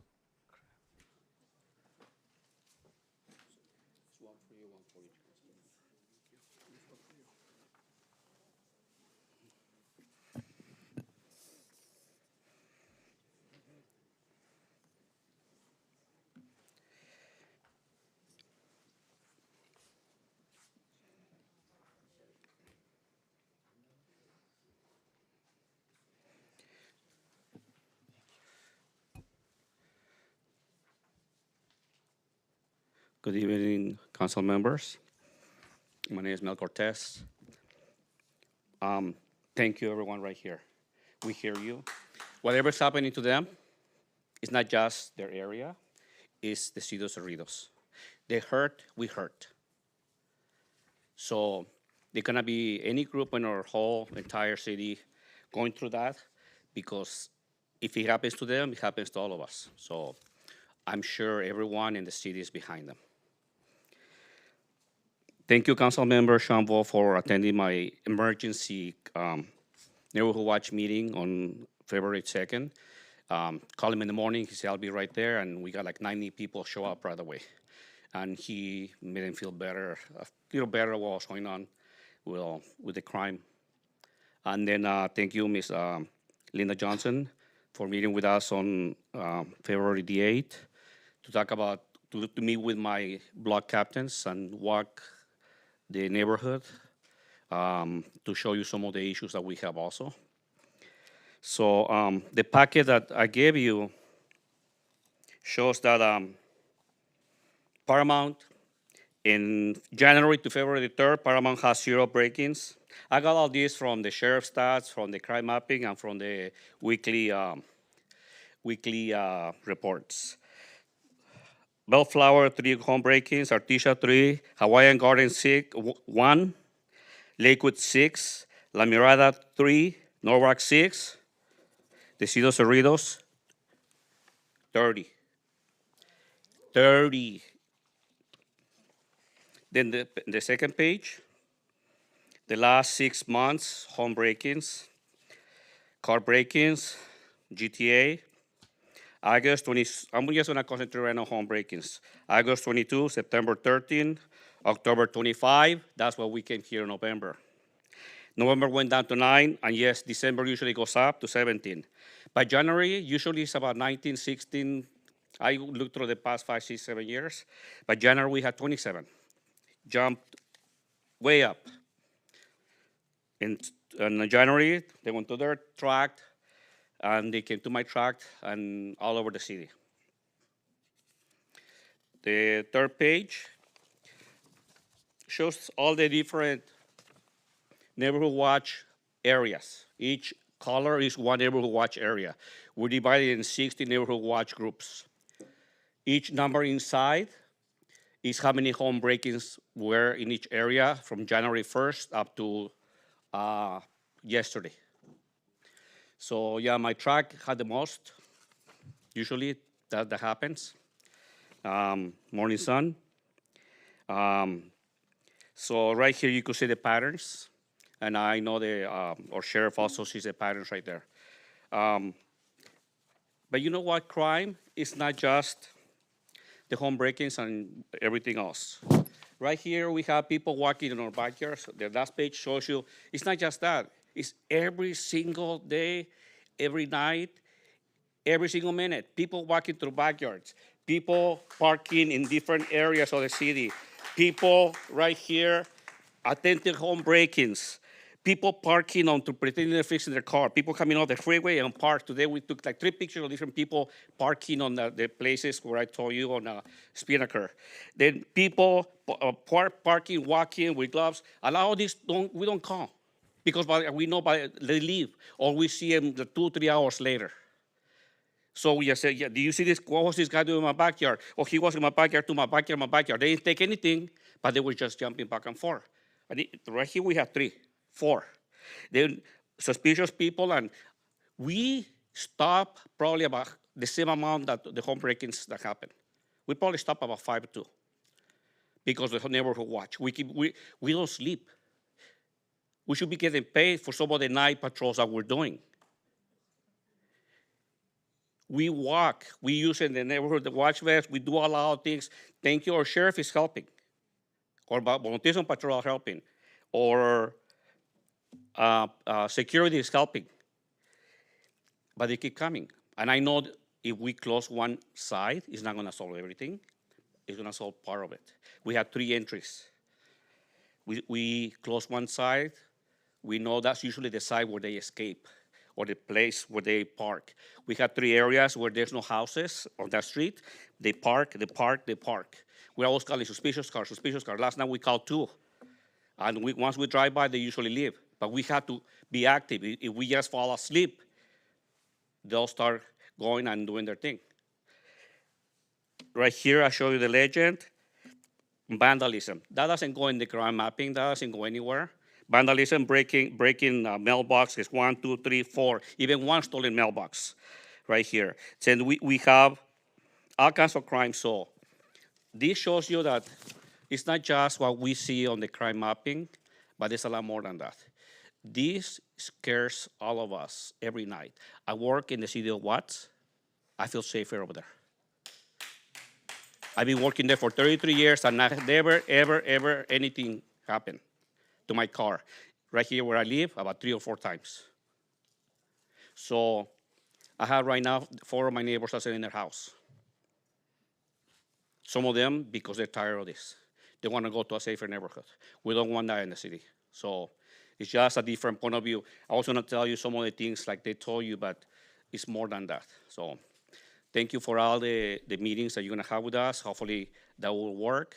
And I know with the sheriff, with you and us, and I think it's more us because we're the ones that sleep right there. Thank you, everyone. Thank you.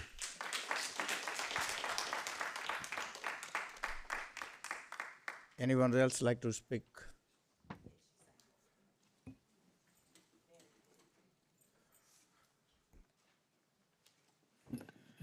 Thank you, Mayor, council members, friends. My name is Sam Desai. I'm a resident of City of Cerritos, and I would like to send some message out to the residents of Cerritos. This election has been a little bit off. Usually candidates would be here, speaking, engaging, and as you can see, almost no one is here. something is off. I'm going to make a special request to all the residents who have felt safety to be an issue just to listen me out. Since our candidates are not interested in engaging with us on social media, on top of it, we have heard that some of you council members who are not running may serve again as our council member if you are voted as other on the election ballot. Let me make it clear what that means. On the ballot, we have 3 options for other candidates. Now, it is on social media circulating that one of them may serve us again, even though they are not on ballot, if their supporters start a campaign and say on other, vote for this candidate. This is serious, guys. Pay attention to what's going on. Residents, if you really want to vote for someone other than those who are already in the ballot and they are not showing up, as you can see, they are not showing up, then use those 3 other segments to vote for Mel Cortez here. You know why? Because he cares for our city. Mel, whether you choose to serve or not, you are one of those gentlemen who has done more for our cities than our current sitting council. There is another gentleman. His name is Jay Gray. There are three different places where you can mark on X and put a name. Jay Gray is another name. Please look up this individual. He's the person who has worked with the city, with the charter, with the residents to make sure that our city clerk, our treasurer, and our big projects are being looked at. And then there is a third candidate. His name is Murali Vasudevan. These are regular residents, guys. These are our volunteers. And if you really want to bring a change, and you know these candidates who are on the ballot are not reaching out, are not communicating on social media, remember these 3 names. These are individuals who do care for our city. And Robert, they win or not, please pay attention to them because they really look after all of us. Please look after them, what their request is, and make this city give us residents what we deserve. Thank you.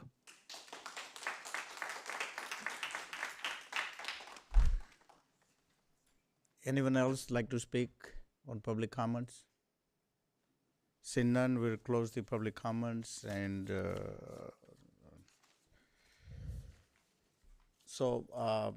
just to our neighborhood that I guess Daryl took all the information and he will going to meet with you tomorrow. Thank you all. Next item is on consent calendar. Do we have a motion to approve? Can I please remove some items? I don't know if my colleagues were going to remove any items, but I would like to remove items 7A2, 7F, 7G, and 7H, please. Can you repeat, please? 7A2? 7A2, 7F, 7G, and 7H, please. Those are the ones I'd like to remove. Maybe my colleagues want to remove any others. I'd like to remove the same as well.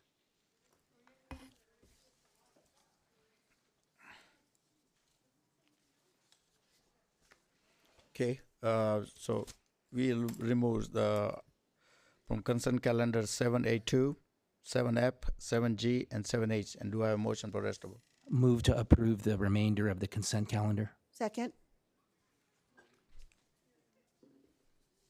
We have a motion on the floor by Councilmember Yokoyama and seconded by Councilmember Johnson to approve the consent calendar items with the exception of 7A2, 7F, 7G, and 7H, which have been pulled for separate consideration.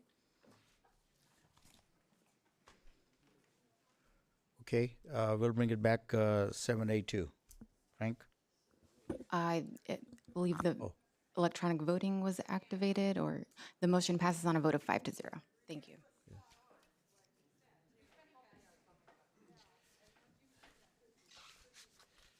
Okay, 7A2. Frank? Yeah, I just can't vote on that item because I wasn't present at that study session, so I can't vote yes on that, so I removed it so I can make the appropriate vote on it. Okay. 7F. Yeah, I'll make a motion to approve 7A2 first. I'll second. Okay. Motion made by Councilmember Barrow, seconded by Mayor Pro Tem Vo to approve item 7A2.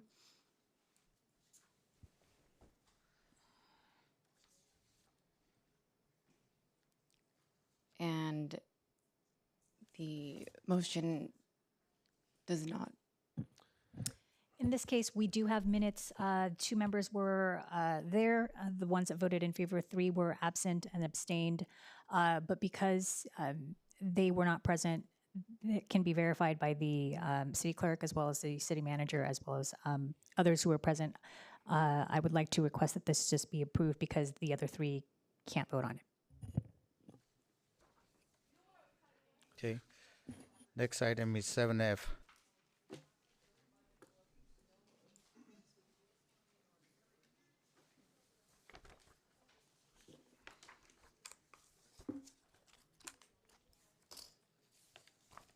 What are we doing with it? 7F, Frank?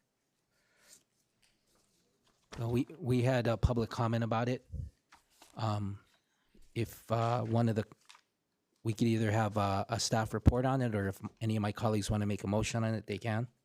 I wanted to pull it because there are residents here, there are attendees here, the public's here who spoke on it. So I wanted to pull it so that it can be voted on separately.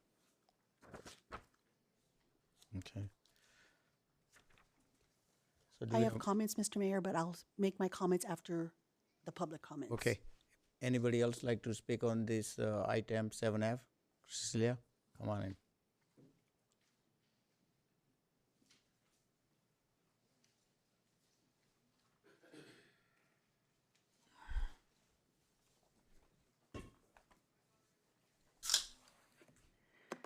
I have copies of the detail, so I can do it really fast, and there's no way you could take notes. So there's one for each of the council members and one for the city manager as well. Then I can talk a lot faster without heads spinning.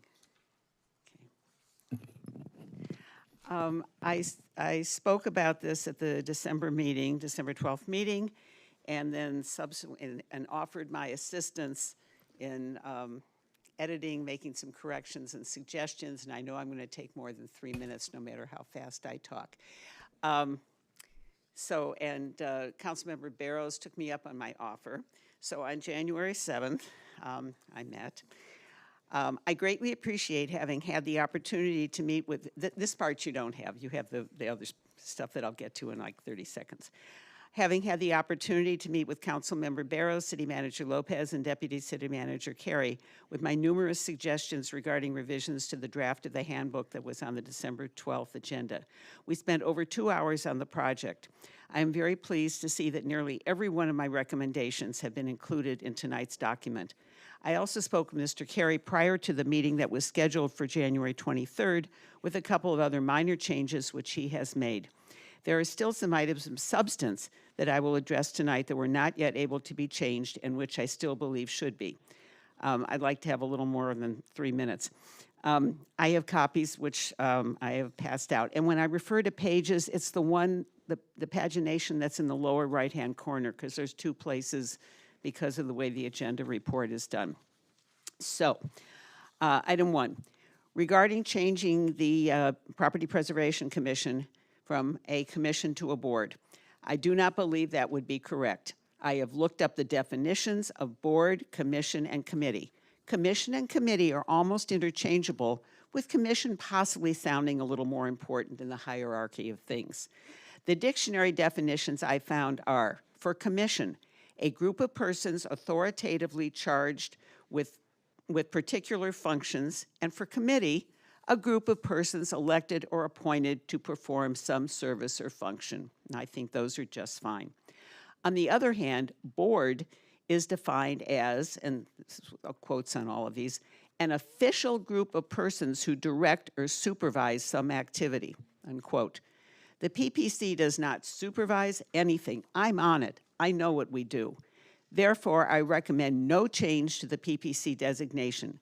Consequently, wherever BCC appears throughout the proposed handbook, it should be changed to CC. Okay. My next comment will also apply to agenda item 7H.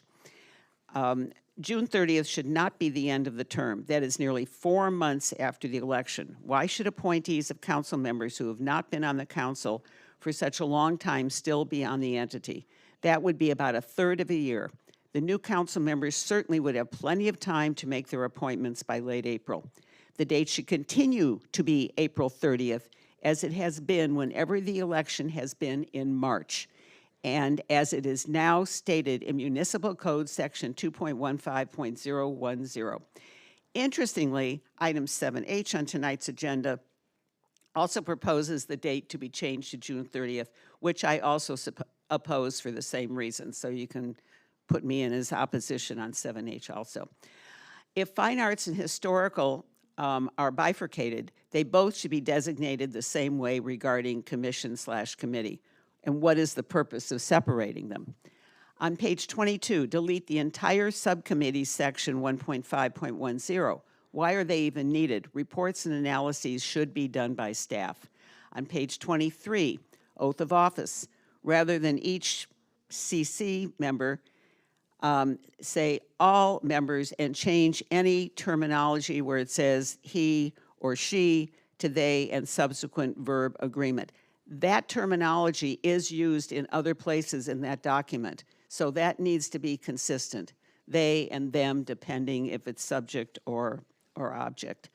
And some places it's already there. Same thing on item 6, you see about attendance, he, she to they. Number 7, for entities that do not meet monthly, all of them except planning, property preservation, and community safety, would they be compensated monthly or only for the number of months they are scheduled to meet? If monthly, why? They certainly would not be putting in the same amount of time as those that do meet monthly, and I think maybe there's something that meets every other month. I didn't look that closely on that. So needs to be equal. On page 25, that's section 1.11, absences, leave of office, resignation, item part C, regarding unexcused absences. If a committee meets only 4 times a year, and some of them do, it would mean that if a member had more than 1 unexcused absence, that person would be deemed to have resigned from the position. For those entities that meet 11 times a year, essentially monthly because property preservation doesn't meet in December because of Christmas, that would mean more than 2. No specific number should be designated, especially as a percentage. It should be up to the council member who appointed that person to speak with them to see if there are extenuating circumstances for their absences, and then, if appropriate, ask that person to resign. This is a much kinder way to replace the person with attendance issues. Item 9, I only have 4 more.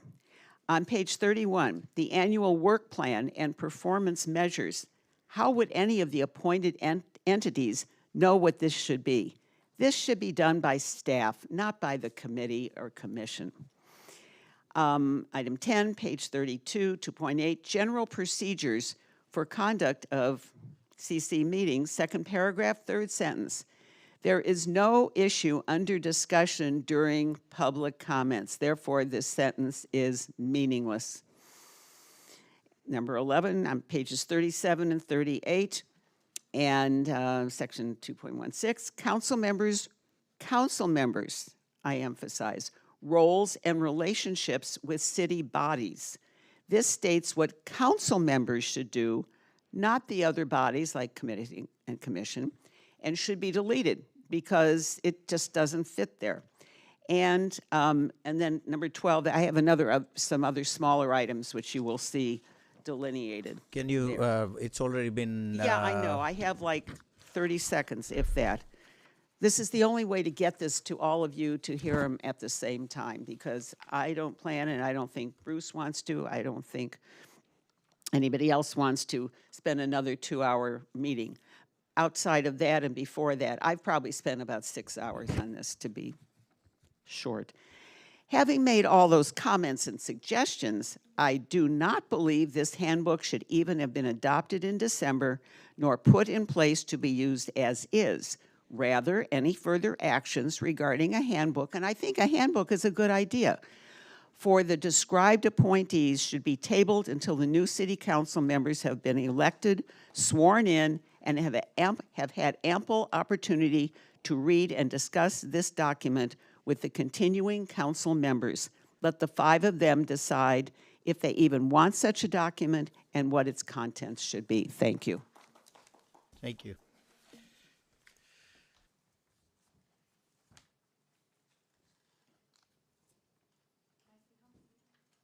Anyone else like to speak on this item? Come on in.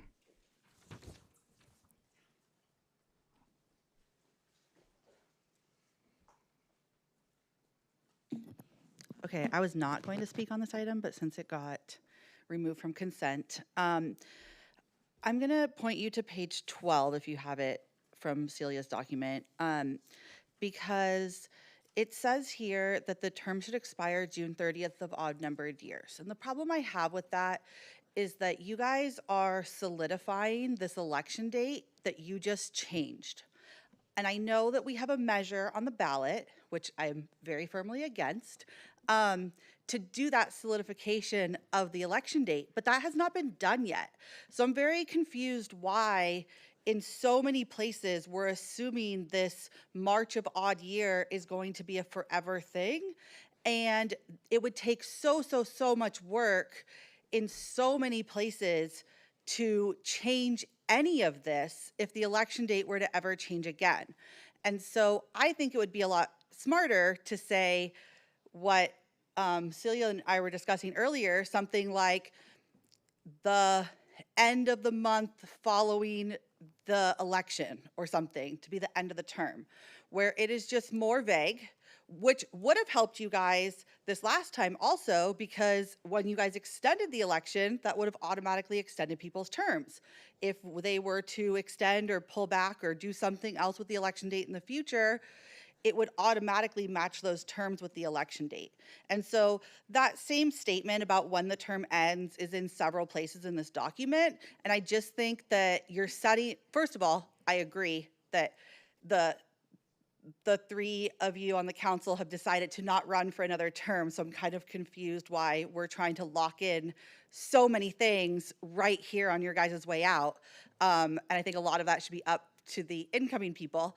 But that language is just going to cause a lot of work for future people if things were to ever change again. And so I just think it's really like backing yourselves into, or not yourselves, you guys won't be on the council anymore. It's backing the future council and the city staff into having to do a lot of work if they decide to make changes that we know the current 2 council members who are remaining were not in favor of some of those changes that you guys made. And so I just don't like it on principle. There's a lot of other things in the document I don't like. I don't like how you guys get rid of a bunch of meetings instead of maybe doing more for residents. You guys take away meetings as though we need to do less. But I'm against it in totality. But the main thing is I don't like all the places you're trying to lock in that odd year spring election. Thank you. Anyone else like to speak on item 9F? I'm sorry, 7F. Okay, with none, we'll close it, comments and bring it back for council action. I have comments, Mr. Mayor. Okay. First, I'd like to thank Celia Spitzer on volunteering her time in assisting with this ad hoc working group with reviewing and completing this handbook. And also thank you to Councilmember Barros for his work on developing this handbook. I agree that there is a need to have guidelines and expectations for our commissions and committee. However, I'm not in agreement with some of the items that are in the handbook. I agree with Speaker Al Barlevy and find We should find ways to perhaps combine some of these commissions or revamp these commissions. This handbook is being presented to a council that has 3 members on their way out. I don't think it's fair for us to vote to approve a handbook that will not affect over half of us. I would also prefer to have this handbook reviewed by our next incoming council, which will be voted in about 3 weeks. I like some of the ideas and suggestions provided by Celia Spitzer, and I'd also like to have those included in the handbook. I did a quick read on them, and I'm very much in agreement. So I'd prefer that as we hopefully that we'll have an opportunity to have a new council review this, and not just a working group with council members, but a working group that includes at least 2 appointees who actually sit on these commissions to sit in this working group to help develop a handbook that we can all appreciate. So thank you. Okay. All right. Frank? I have a question.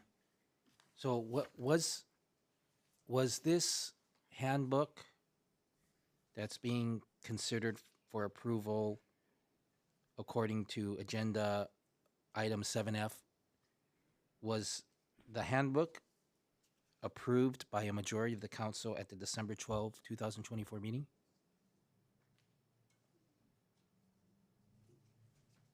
I can address that question. The handbook was approved with the caveat, by a majority, with the caveat that staff and Councilmember Barrows would meet with the resident, Ms. Spitzer, to review edits that were discussed. And the final form incorporating the edits that were discussed are being brought now forth for your consideration. So this agenda item is to whether or not to approve revisions to the handbook, which was approved already on December 12, 2024. Yes, it's to review and then consider the final form incorporating those revisions. Okay, so there's an existing version of this that it's showing the red lines in the attachment. The red lines are the proposed changes, and the existing version was already approved at the December 12, 2024 meeting by a majority of the council. Correct? That's what you're saying? The red lines show the changes from the version that was presented on December 12th, and then the second attachment basically incorporates those edits in a final form. Okay, so this agenda item tonight is whether or not to approve the changes. In the final form, yes. Okay. So we already have a handbook that was approved on December 12, 2024 by a majority of the council. No. What? If I could, I don't think that was formally approved. No. I can clarify the action that was taken on December 12th, if I may, Mayor. The motion that was approved on a vote of 3-2 was to approve the City of Cerritos Boards, Commissions, and Committees Handbook pending further minor edits, and direct staff to schedule a meeting with Celia Spitzer and the Protocol Manual Ad Hoc Working Group, which is Councilmember Barrows and Mayor Pro Tem Vo, to review and discuss minor modifications to the BCC handbook, and to bring reports back to the City Council at future meetings to review and consider the first and second readings of ordinances that would amend the Cerritos Municipal Code as needed pursuant to the final adopted BCC handbook.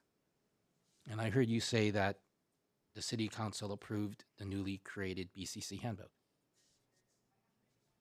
Pending further minor edits. which is what we're doing tonight.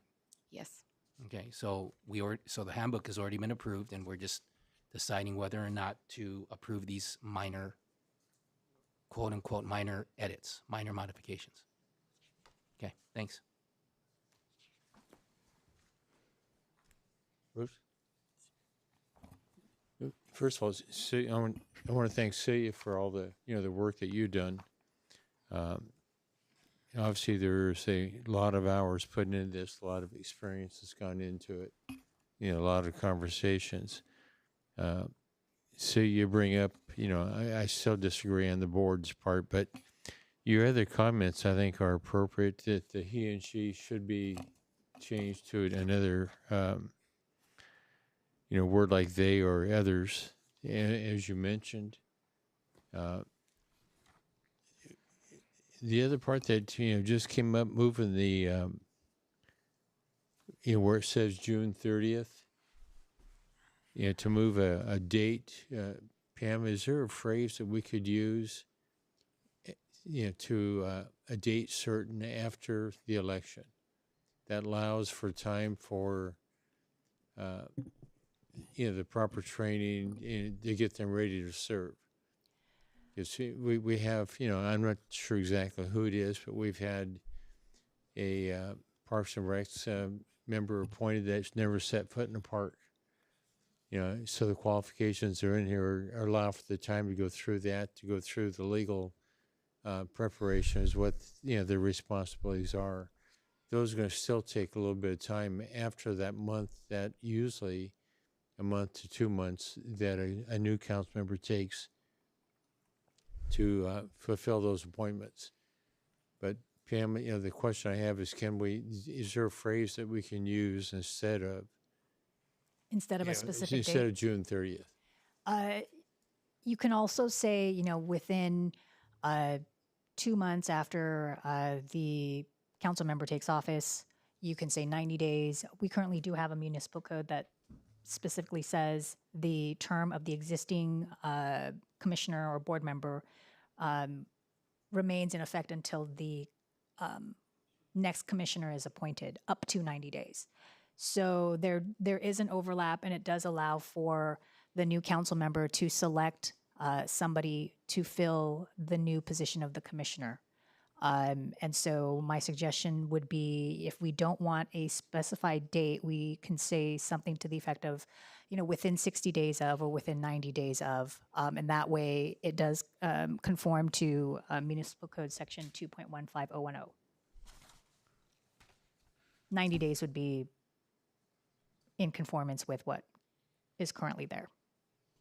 So 90 days from the date the council member takes office. Okay, is there a way to phrase, to address the concerns to be allowed that to be done quicker? But we have to have, concurrence on that they do go through the qualifying part of it. So if they can go through that, to go through, the legal debriefing, the department's head, the education part, what is the shortest time period that we can have that happen? Logistically, I'm not aware, but I imagine within 30 days is the quickest, depending on how quickly the appointments come, and in terms of the oaths and the forms and all of that can be administered and completed. Yes, Robert says that is the quickest. Okay. Realistically, what is it 45 to 60? Are we saying within 30 days Let's say- of a council member taking office that a newly appointed would be a new appointees would be Correct. in Once place? a council member gets sworn in on Wednesday, Thursday they come in, or Wednesday night they come in with a list of names for appointments. From that date, how quickly does it take, or what is the quickest that the appointment can be made for those commissioners?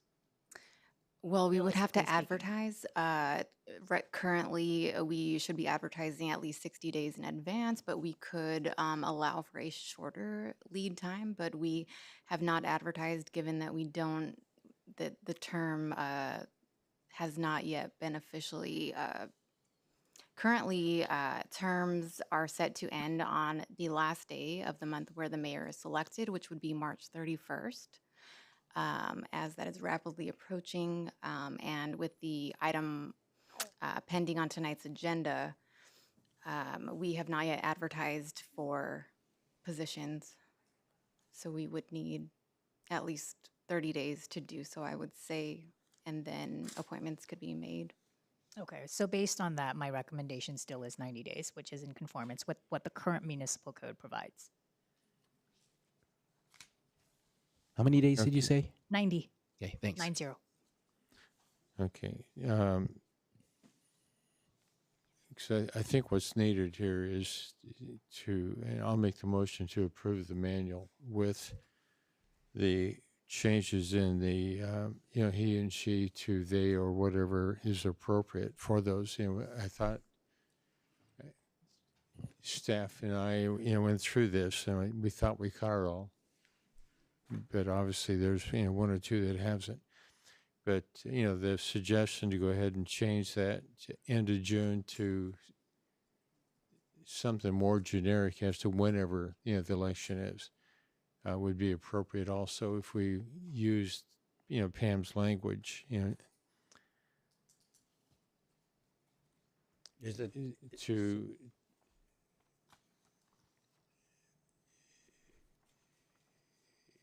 in terms of whether there's a committee for the historical part or to combine it with something else, at this point, since there's no one's going to appoint anybody to it, it's going to be an action of the next council. They can choose to combine that wherever they wish or to eliminate it. But the handbook has been a lot of work by staff and everyone else to get this ready. There's been I'm not even sure what the amount of money has been spent, but I think what we have here is a work of a lot of years of experience to get this document created. And I know that this has been in the works for more than 25 years. And to rather than delay it is something that, works very, very well. So with that, I make a motion to approve with, those changes as I mentioned. And Pam will go ahead and insert what I'm recommending, that just insert the proper language so we do not have the reference to a June 30th date.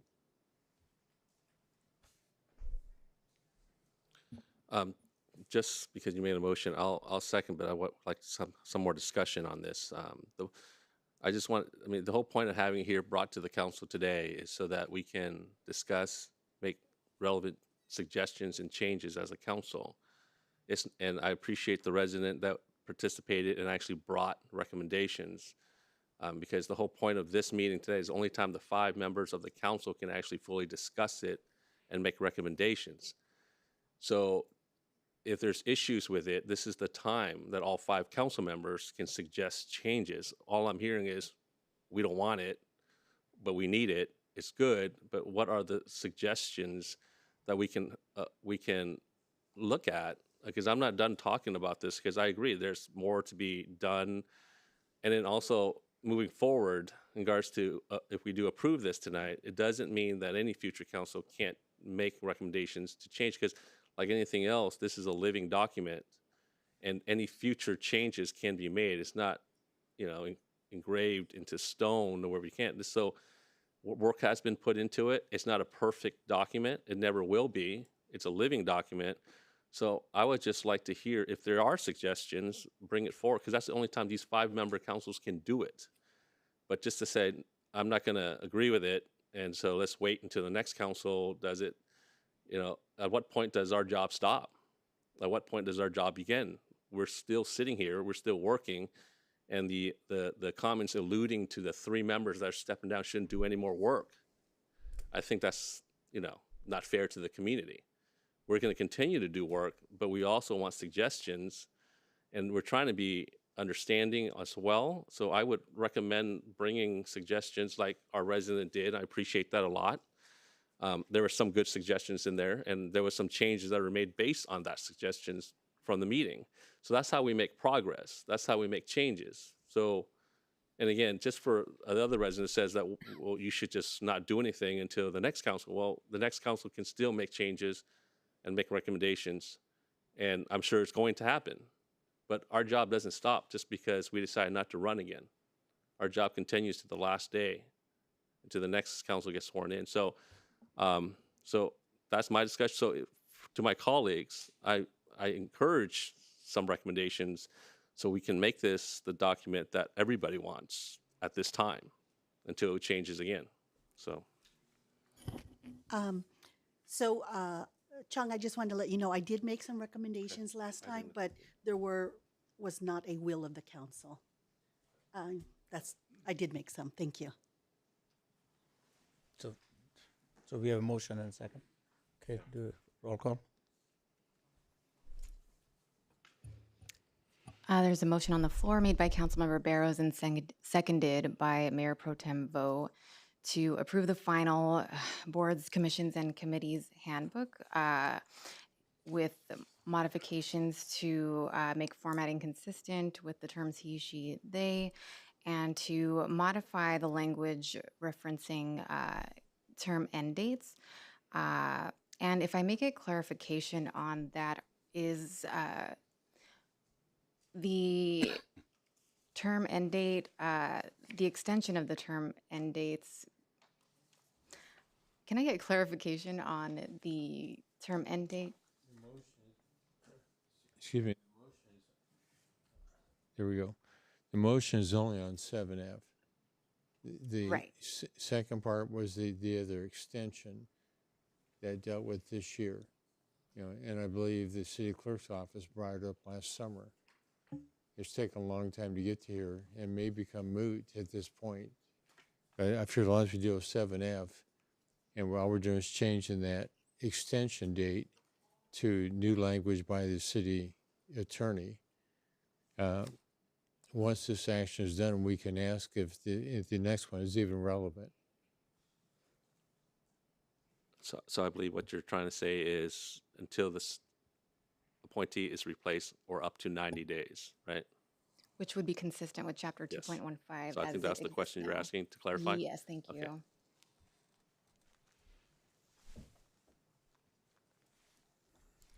Okay, so if I apologize if I can clarify the motion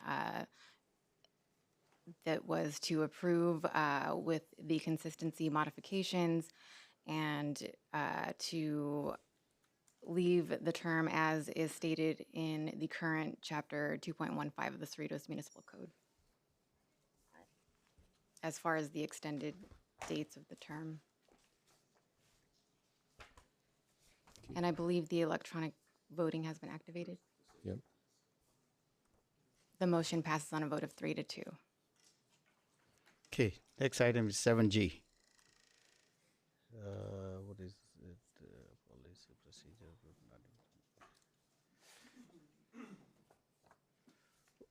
Does council has a question on 7G? Does 7G? Frank? Okay. Public comment, please. Thank you to the council. So I spoke a little bit earlier and got that piece out. I just want to say that this timeline began in October of 2023. My sister passed February 23rd, 2023, and roughly 6 to 8 months later, I got this idea of, you know, it would be really great to walk at this park and simply to see a name, my sister's name, on one of the few benches, and or because there are not many benches at this park, to be able to have a bench along this walking path where I could see my sister's name. And when I thought of this, I thought, hey, let me reach out to, you know, the city. And I just want to thank you, Bruce, because you were really the first person that listened to the initial request and got me hopeful that this was something that was going to be enacted. Now, you told me very, very early on, you know, this is a fairly long process and I have no experience with the city. And so now I get what you mean. It's about 2 years later. So I really want to first off thank you. I really want to thank Todd, who is no longer here. He is retired. I want to thank him for installing the tree at the park. And I want to give a really special thanks to Ryan Carey for helping outline what a memorial bench policy program actually looks like. I think if I can really emphasize one thing, it's that, you know, in the ad hoc working group, they decided that they didn't want to move. You guys decided that you didn't want to move forward with this because of the existing policy. And I think one thing we've all experienced here tonight is there's a communication disparity with the text that are in our public documents and actually how that gets exercised.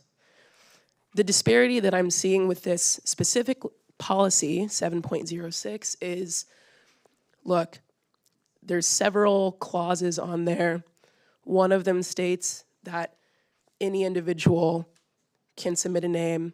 The other one states that they have to have a meritorious contribution.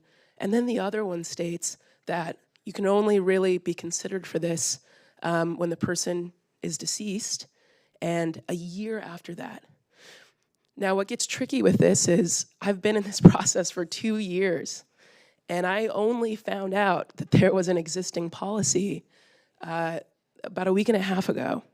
If I would have known that, I think I would have changed course a little bit. And so I'm just simply exhausted.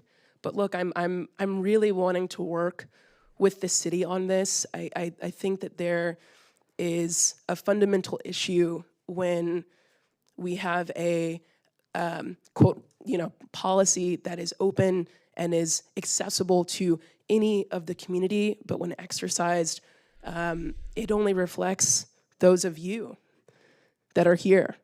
And we can argue all day about who deserves, a facility to be named after them. I think that option, just the option, should be allowed for folks that have lived here for several years, that have actually enjoyed these parks every day. Thank you. Your 3 minutes is more than up. Thank you. Wait. Anyone else like to speak on this item? Bruce, you had a question for the young lady. Courtney, can I have you come back up again for a moment?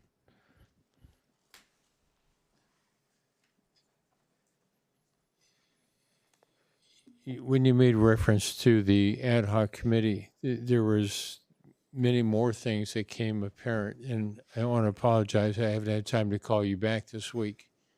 But you made reference to current policy, which we didn't see either until we met. And with that, what I saw is that there's got to be a significant number of changes made just to get through to that part. The part I had heartburn over was the fact that they wanted to go ahead. What was suggested is that name would only last for 10 years. And then if, the bench had to be replaced, and there's no consideration about a bench that would last maybe 100 years. The cost on it was very, very significant. And in my mind was trying to give time to go ahead and get this thing so we can have a discussion on it.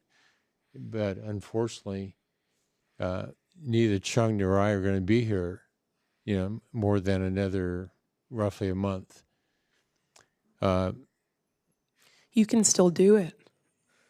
That's the power that you guys have, right? I mean, I felt a personal conviction that you are sitting behind this table, and you are someone who I spoke very personally. No, I'm still there. But once again, trying to figure out 5 votes has been difficult. Especially recently. Mike, I guess the question I want to ask you is that if you had to pay for that bench every 10 years, is that something that you'd want to do? Absolutely, yes. And I know that comes counter to some of our earlier conversations. I mean, obviously, I'm not going to deny free over not free, but I am a resident that has the privilege of being able to afford it. And I actually felt that made the program more accessible because it was actually premium. Not every citizen wants a bench, right? Like, I've been to several of these meetings. I clearly want it, right? And I think that the tree is a fantastic avenue for those folks that want to just walk in, to a spot and look at a lovely, beautiful tree. It's a sustainable option. I want a bench. I want to sit down. My sister was non-ambulatory, right? There were no benches along that walking path. I want to be able to sit down and look at a plaque with my sister's name on it and know that it's going to last. And if it is up for renewal in 10 years, well, gosh dang, I'll be back here again. And I'm happy to pay. But I am really, I don't know how else I can really verbalize my desire. No, I'm just glad you came, to address this. Each time you've come, it's been a very definitely a good help. So I'm still supportive of the benches. My criticism as a city manager will agree with that. I did share with him that I thought, someone put spots where they thought benches should be. And to me, I didn't see that was helpful. I mean, it's a good starting point for a conversation. But, I know from walking in other parks, other cities, other parts of the country, that benches are there for a lot of reasons. And you need to have that. I know as you get older, you don't walk as well as you did when you're in your 20s, 30s, 40s, or even 50s. It's having a bench is a godsend, and having it in the shade of a tree is even a bigger help. I don't have a problem with having a name on the bench personally. But what I'll do is I'll make a motion. We go ahead and approve, the concept. Have staff has the money, part, so it's going to have to come back to a council for a vote, for that. But Bruce, can I make comments before you make a motion? Can you withdraw that motion real quick before I'll just leave it hanging. Just leave it hanging? Yeah, go ahead. All right. Courtney, thank you for coming and sharing your heartfelt, feelings about the situation and what your desires are. Some of the issues I had, and I'll be very straight with you, is that my concerns were kind of what you just alluded to, that you have the money and you're willing to pay for it, right?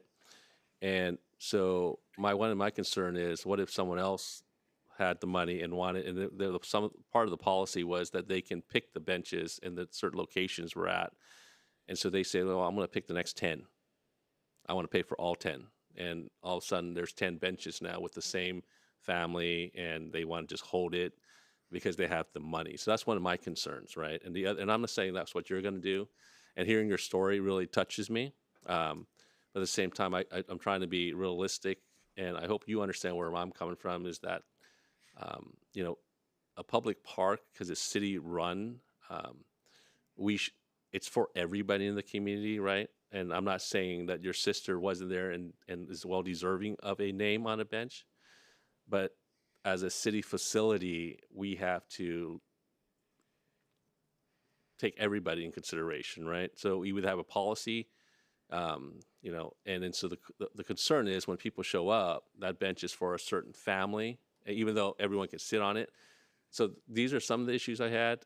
Some, like I said, I know a member in this community that has lots of money, and I have a feeling because she likes her name everywhere in the city, she'll probably buy all the locations and put their name. So I'm not saying that's going to happen, but I'm just saying that's an option. No, I hear you, and I understand that. I think just to counter slightly what you're saying. Can I finish before you start? Sure. Yeah. Thank you. But at the prerogative of this council, I think we've done it in the past, is we also can, like you said, make exceptions, and that exception can happen now, right? And so I actually didn't like the policy because it makes it open for all those issues that I said. But I like it a case-by-case basis, that if a resident shows up and put the effort that you'd have for the last 2 years and the passion you have, and you're willing to pay for it, then any council can make an exception to the policy that the council approved, right? So, I know Bruce has made a motion to approve the policy. My issue is that policy is now going to open up the doors for everyone as well to do what my issues. I would actually like to make an exception to the current policy and maybe allow you that exception tonight. But that's something I would look at. I can't vote for his motion the way he stated it, but I would be willing to make an exception for you because you've been here for as long as you have done, as long as all the work you've done and the passion you show tells me that I'm okay with any council to make an exception moving forward because we can. So I'm willing to make that exception for you with the conditions that you agree to in regards to that one bench. You're willing to pay for it, and the contract would be, every 10 years that you would renew it, and somehow that will have to continue. I know one of the concerns that Councilman Barrows had was we don't have enough benches in the park. Well, I'd rather just go and have the city fund the benches than make it into a memorial system where every bench has a memorial. In a sense, right? Because then, we're going to a public park and it's going to look like a memorial type of park. So hopefully I'm not insensitive when I say that. I just hope you understand where I'm coming from. I'll make an exception for you and I'll ask for that exception from the council, but I don't know if I can approve the whole policy the way the policy that was presented because of those concerns I had. Thank you for clarifying. First off, I think if I can just give just a 15-second anecdote, the park that I go to every day that is not Friendship Park, I sit at a bench, right? Sometimes I go for these walks. I get tired. I'm 29. Sometimes I get tired. I sit down at this bench. There's a plaque on it. The guy's name is Gary Shaw. Every time I sit down at this bench and I look at this name, I'm not thinking always about who this guy is. I'm thinking the family behind this, someone cared about this person. And so that's what I want to do. It doesn't have to turn into a graveyard or a memorial park, but I really want people to see Chelsea Bankhead because she was at this park every single day. I have comments. Thank you. Thank you for your presentation. Do you currently live in the city? I don't live in this city anymore. My parents... Yeah, where do you live? I live in San Francisco. Okay, thank you. I want to just remind our council, we just adopted a strategic plan recently with goals and priorities, and now we need to figure out how we're going to pay for especially our CIP projects and other maintenance in the city.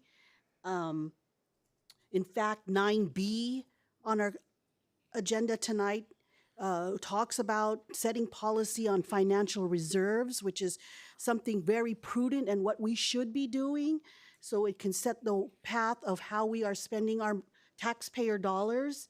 So I can appreciate exceptions as well to policy, but I don't know if exceptions are setting a dangerous precedent as we move forward on any communications or conversations that we have, as it could potentially lead us down to a path where we're not being fiscally prudent. Those are my comments.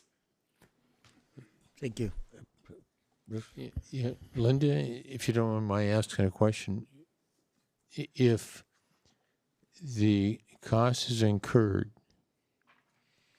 by a resident, ex-resident, and there's a lot of history, between she and her sister and her dad and so on, with this location. I guess I'm questioning the word prudent in this case. Can you explain a little bit more on that to me? I just like to follow policy, Bruce. That goes with naming of buildings, naming of stuff in the city. I'm just a policy follower. That's all. Okay, thank you. Thank you. And you must have been sitting in our meeting because that's exactly what was discussed. Okay, Frank. Yeah. Is there any question? Okay.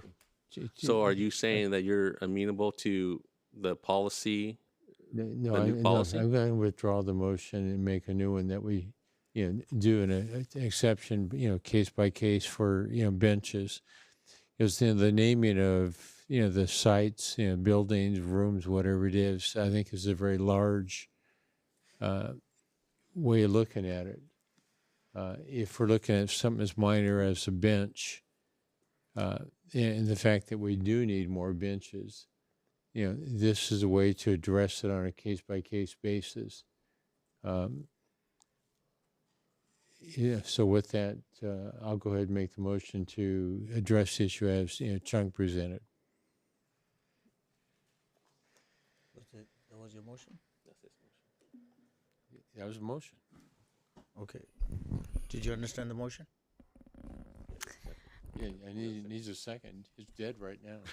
What I heard was a motion by Councilmember Barrows to make an exception to the naming and renaming policy to name a bench after Miss Chelsea Bankhead.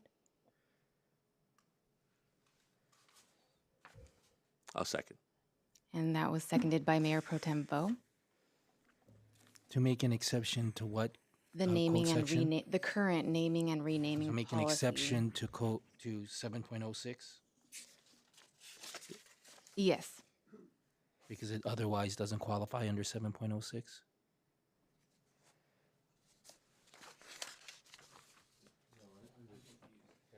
Yeah.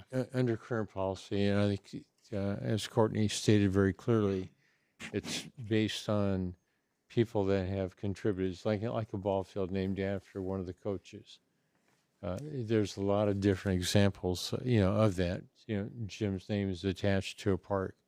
We have another mayor's name attached to another park on the eastern side of the city. Yeah, I'm just confused why we can't properly consider and approve this under policy 7.06. That's all. That's my opinion.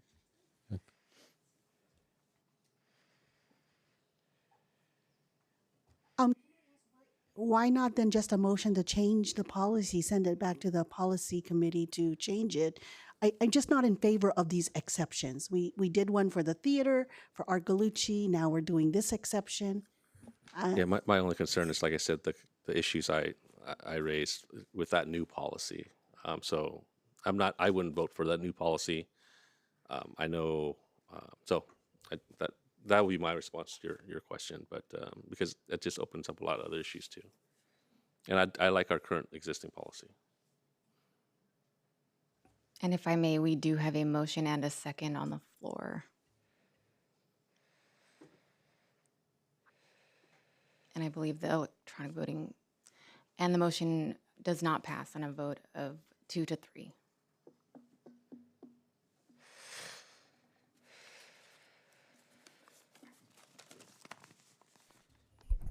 Right. Next item we have is the 7H.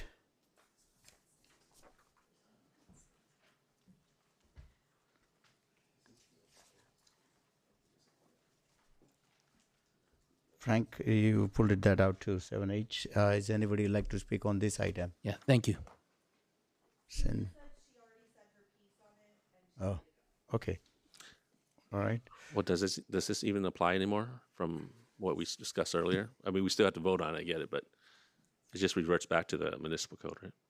I would like to make recommended changes to the proposed ordinance based on item 7F that was just approved. And so the appropriate change for the ordinance under section 2.15010 of the municipal code, the proposed change indicates that it's supposed to commence on July 1st of odd number years, and then the strikeout would be the first day of the month. That's what is proposed on the agenda. What I would recommend now, based on what we voted on 7F, is that I will just read it because it makes the most sense that way. 2.15.010, terms of office, paragraph A.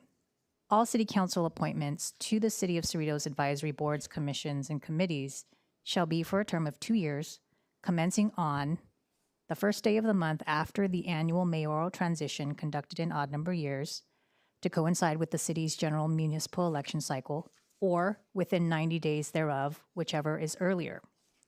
And then the rest, or shall expire earlier, blah, blah, blah. That's the existing language.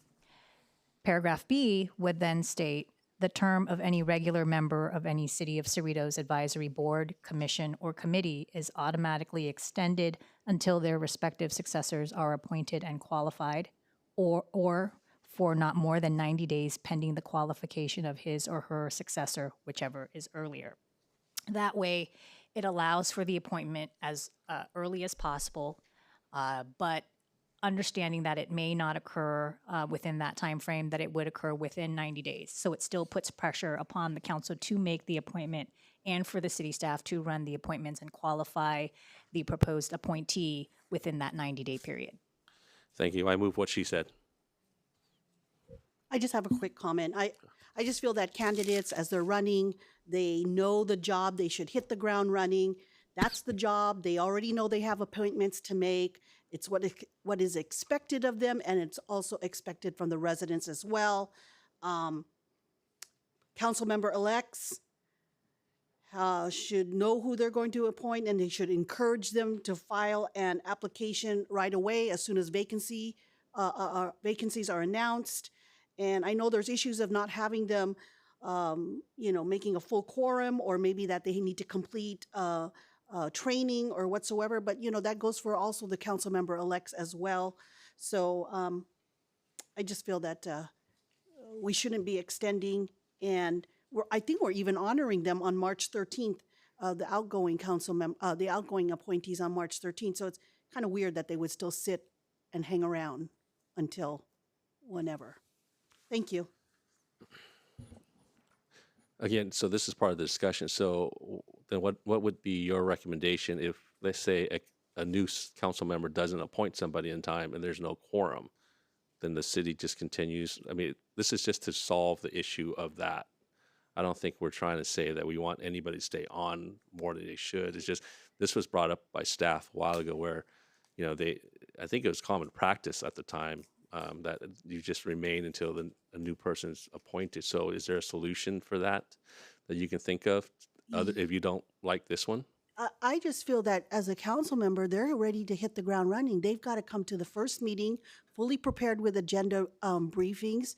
So why can't they get a person appointed right away? In an ideal world, I agree with you. Yeah. I'm just saying, what if though? There's got to be something in place where there's let's say a council member gets elected and the council member gets hurt, gets in a car accident, and they're in the hospital for an extended period of time. I mean, what happens then if there's not a quorum, or let's just say, there's a vacancy?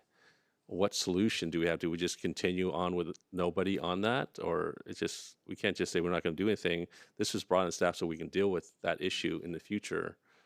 And so is there any recommendation? What we have is either they get replaced right away or up to 90 days.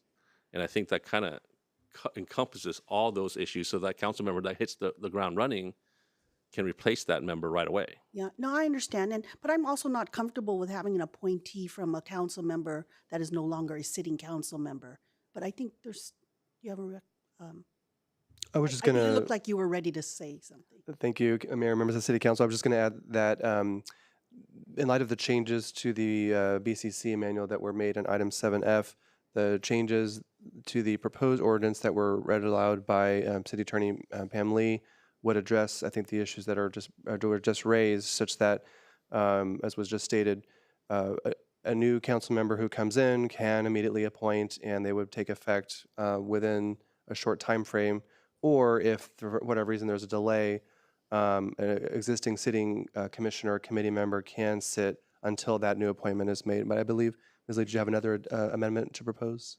Oh, I was just going to add that paragraph D would keep the existing language and then include or within 90 days, whichever is earlier, because it says a date certain right now.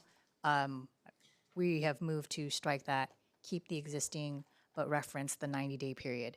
If we don't adopt this ordinance at all, what is currently happening and what is allowed for in the municipal code, it says that the term of the appointee, or not the appointee, the sitting commissioner and advisory board member remains in place for up to 90 days. Yes. And even if the council member provides a list of appointees the first day they are in office, the city staff still does have to ensure that they are fully qualified, and so that process does take the additional time from within the council member taking office. So even though they come with the appointments, I think there's still that time frame where the city There's- still has to qualify There's them. time frame for onboarding, basically, yes. Yes. Okay. But the way the municipal code is currently written, the 90-day period is already in there, and so the term is automatically extended until their successor is appointed within that 90-day period. What I'm proposing now is just to clarify that whichever is earlier, but within that same period. And it doesn't reference any specific date. Okay. All right. Do I have a action on this item? I apologize. May I ask for clarification? Please bear with me. Since the section 2.15 originally said up to 90 days that their terms would automatically be extended, the last couple of ordinances that were adopted were to extend them in furtherance of the 90 days. And so where we landed, everybody's term was extended until only essentially March 31st. So I just want to make sure that I'm clear on the language that we're landing on with section D. It's the existing, and then this is crossed out up to 90 days. And add up to 90 days. Perfect. Thank you. Thank you for the clarification. And I think I made a motion already. Okay. We have motion and we have second. Second. Okay. Could you repeat the motion, please, one more time, City Clerk? There was a motion made by Mayor Pro Tem Vo and seconded by Councilmember Barrows to waive full reading of and introduce an ordinance of the City of Cerritos as presented with the modifications read by City Attorney Pam Lee, which is if deleting the proposed language stating that the terms would commence on July 1st and leaving the language that the terms would start on the first day of the month. The mayoral transition is conducted in odd-numbered years or within 90 days, whichever is earlier. City Attorney, can you just read the whole thing? Right. Please. Okay, so the terms of the all city council appointments to the City of Cerritos Advisory Board, commissions, and committees shall be for a term of 2 years, commencing on the first day of the month after the annual mayoral transition conducted in odd number of years to coincide with the city's general municipal election cycle or within 90 days thereof, whichever is earlier. So we are keeping the existing language. The only thing that we had added is or within 90 days thereof, whichever is earlier. That is the only part that is not in the current municipal code. Paragraph B, the term of any regular member of the City of Cerritos Advisory Board, Commission, or Committee is automatically extended for not more than, until their respective successors are appointed and qualified, or for not more than 90 days pending the qualification of his or her successor, whichever is earlier. And then D, notwithstanding subsection B for members serving the 2022 through 2024 term, the term of any regular member of the advisory board, commission, or committee is automatically extended through and including the last day of the month in which the mayor is selected pursuant to section 404 of the Cerritos City Charter as part of the 2025 annual mayoral transition, pending or within 90 days, pending the qualification of his or her successor, whichever is earlier. Can you repeat one of the first parts about, I think I heard you say on odd number years? Yes, that is currently what exists in the municipal code. Okay, and to cover what we had earlier, can we go ahead and delete that part to, instead of saying odd number years, say after The first day of the month after the annual mayoral transition or after to coincide with the city's general municipal election cycle, then or within 90 days, whichever is earlier. So it'd be after any mayoral transition. Got it. And that way you won't have to revisit it if there is a change to it. Okay, so we have motion and a second. And I believe the electronic voting is activated. The motion passes on a vote of 3-2. Okay, we do not have a public hearing tonight. Since we got started on 9 a.m., can we take a 5 minutes break? Thank you. Thank you.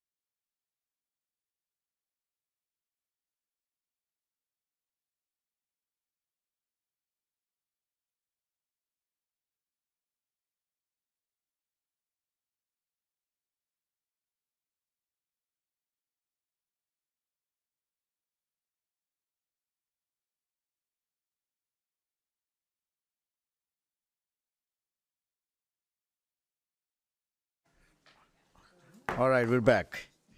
Okay. What do we have? 9A. The next item is 9A. City Manager, do we have the reports on this?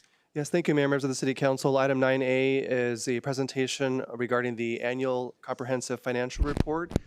This is an annual action in compliance with laws and norms for our local government. The presentation this evening will be given by our Finance and Budget Manager and City Treasurer, Peter Kemp, and he'll introduce our consultant who's here tonight. Mr. Kemp. Thank you, Mr. Lopez, and good evening, Honorable Mayor and members of the City Council. Tonight, as Mr. Lopez mentioned, we are presenting the city's annual comprehensive financial report for fiscal year 23-24. This report serves as a key financial document, providing a transparent and detailed overview of the city's financial position, operations, and compliance with accounting standards. As part of this process, the city undergoes an independent audit in accordance with government auditing standards. The audit ensures that our financial statements are presented fairly and free of material misstatements.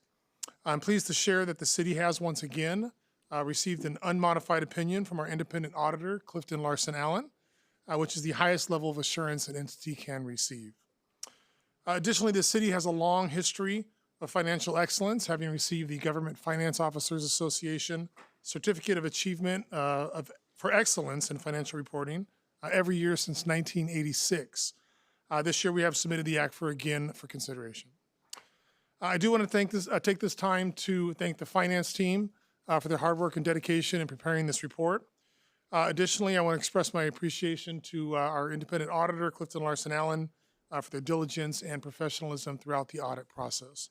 At this time, I'll turn it over to Joe Luden from Clifton Larson Allen, and he'll provide some overview of the audit findings, and we'll be available for questions afterwards. Thank you. Thank you, Peter. Good evening, Honorable Mayor and Council. Again, as Peter mentioned, my name is Joe Luden. I'm a principal at Clifton Larson Allen and in charge of signing and being in charge of the audit for the City of Cerritos for this year. I'm going to go over a quick outline for our 2024 audit results. I'm going to start by going over our scope of services. I'm going to then touch on our auditor's opinion and letters that are either provided to the city or within your ACFR. I'm going to touch on some general fund highlights, and I'm going to conclude with our letter to those charged with governance and go over what's included within that letter. So our scope of services included an audit of your financial statements, as mentioned earlier, for the year ended June 30th, 2024. We did perform this audit in accordance with generally accepted and government auditing standards. We also provide the city with an agreed upon procedures in relation to your appropriations limit. So within our auditor's opinion, I'm going to go through what that letter and that opinion consists of. So again, our audit, we did audit the financial statements for the year ended June 30th, 2024. Auditing standards do require that our audit is planned and performed to obtain reasonable assurance that the financial statements are free from any material misstatement. We had to obtain audit evidence that is sufficient and appropriate for us to provide a basis for our opinion on your audit. As Peter mentioned, we did obtain that audit evidence, and the city did receive an unmodified opinion, which is the highest level of opinion that you can receive. There were no changes of accounting principles during this year, as there have been over the past several. Also, it's going to touch on the fact that management really is responsible for the preparation and fair presentation of the financial statements. And as an auditor, my responsibility is to ensure that I'm able to express an opinion on those financial statements. Let's go through some general fund highlights. At the end of the year, the general fund had a fund balance of just underneath $186 million. Of that, it's broken into three different categories: non-spendable, assigned, and unassigned, with the largest portion being under unassigned at a little over $102 million. How we got to that ending fund balance is through our total revenues and transfers in of just underneath $100 million and expenditures and transfers out of just over $98.5 million. There was additionally a special item this year for forgiveness of an advance of about $24 million, and that resulted in a net change in fund balance, or a decrease of just underneath $24 million. So we also issued our management letter or internal control letter, and this is going to go over any compliance or internal control areas where we would make recommendations to the city. We did not have any material weaknesses. We did have two significant deficiencies. These have been consistent over the last couple of years. One related to deficit net position. In prior years, this has included both the water and sewer and the electric fund, but this year it is only electric fund based on the special item. The second piece relates to budget, which the city has already done action on to implement a new ERP system. Once that's implemented and the new general ledger system is online, that will eliminate the budget issue as well. We did not have any reportable compliance items. The final piece is our communication with those charged with governance. It's an additional letter. It starts by talking about the scope and timing of our audit, and we provided our engagement letter annually to the city on June 23rd, 2024, which went through those items. Again, management is responsible for the selection and use of appropriate accounting policies. These are detailed out in Note 1 to your ACFR. We next want to touch on that there are significant estimates that are included in your ACFR. These are going to be really related to your pension plan, both your PARS and your CalPERS plans, and then your other post-employment benefit plans. The information about those sensitive areas or sensitive to estimates are in Note 11 and Note 12 to your financial statements. We did not encounter any difficulties during our audit, and there were no corrected or uncorrected misstatements that we identified through the process. Finally, we did not have any disagreements during our audit that arose from any of our policies or procedures that we follow. We also did obtain representations from city management dated December 10th, 2024 in relation to the audit that we performed. And finally, to our knowledge, the city did not consult with any other auditors or accountants related to matters related to accounting during the fiscal year. Thank you for your time, and I'm available to answer any questions that you might have. Yeah, I got a question on page 5. You said the forgiveness advance, a special item. What is that exactly? Which item? Which are those items? A special item is something that is not common. It won't happen every year.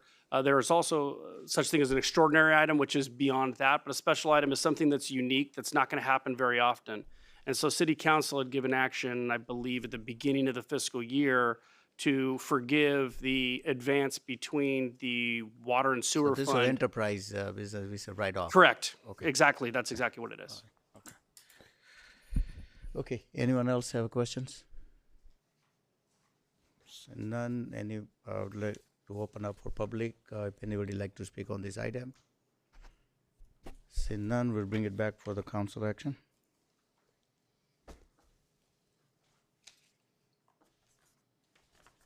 Move staff recommendation. Second. Okay, we have motion and second. Motion was made by Councilmember Yokoyama and seconded by Mayor Pro Tem Vo to approve the staff recommendation. I believe the electronic voting is activated.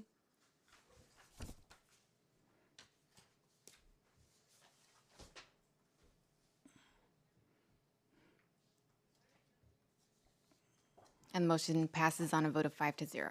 Okay, next item is the agenda 9B. City manager, do we have reports on that? Thank you, Mayor. Agenda item 9B is a pair of policies that follow up on direction given through the recently adopted strategic plan. They relate to financial activities of the city. The presentation this evening will be given by Director of Administrative Services, Drew Schneider. And following his presentation, he and other members of our team are able to answer any questions. Thank you, Mr. Lopez. Good evening, Honorable Mayor, members of the City Council. It is a privilege to be here before you tonight to discuss two draft policies for your consideration. These policies are designed to guide staff in the development and implementation of the city's budget. The first proposed policy, 5.04, reflects a proposal to better align our reserve funds into general reserves, funding for our capital improvement program, funding to reduce our pension liabilities, and a designated fund for one-time strategic initiatives. This alignment of funding will ensure the city remains resilient, has dedicated funding for infrastructure, and reduces our outstanding liabilities. We can fund those most important strategic initiatives to move our strategic plan forward.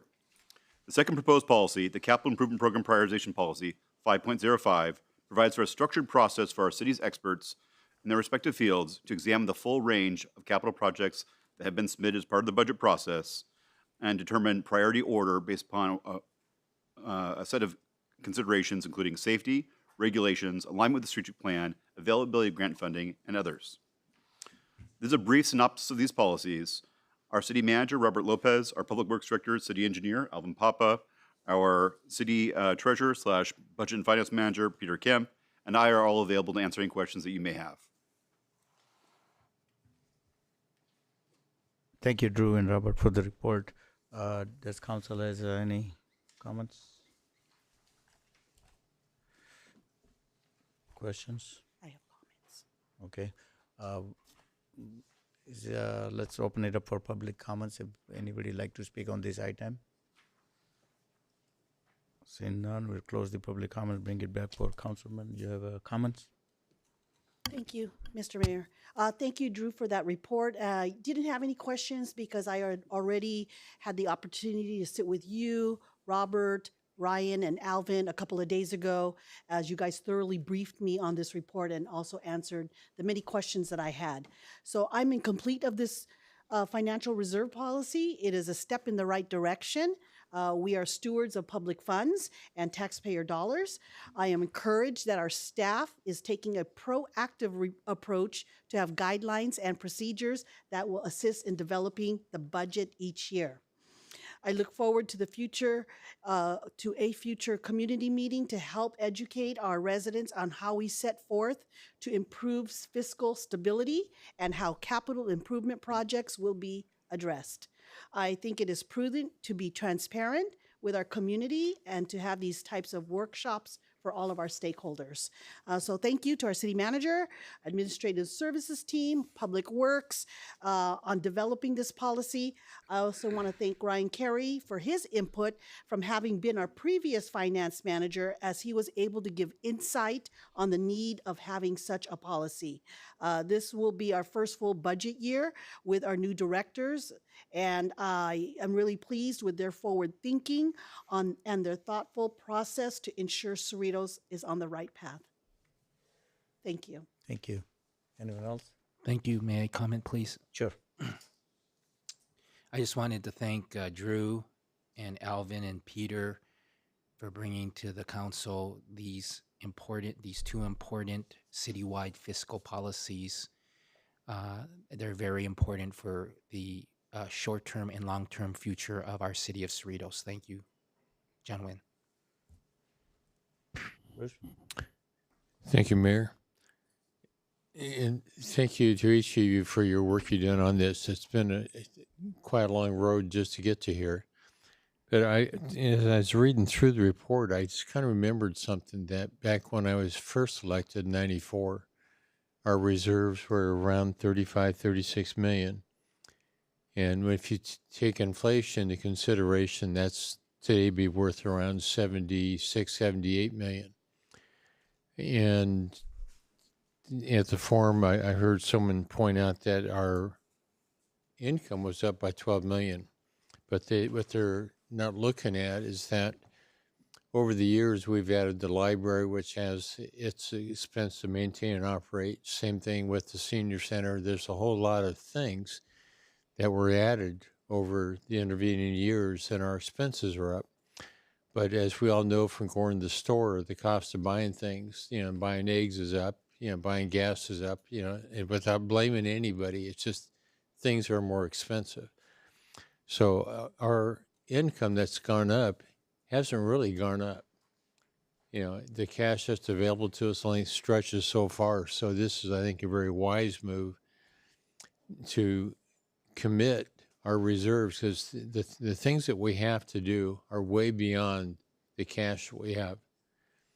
And, a lot of residences look at it as a pile of money that we can spend on fill the blank in, and we just can't do that. So this is going to help for the residents as well as the council to understand that we do have obligations.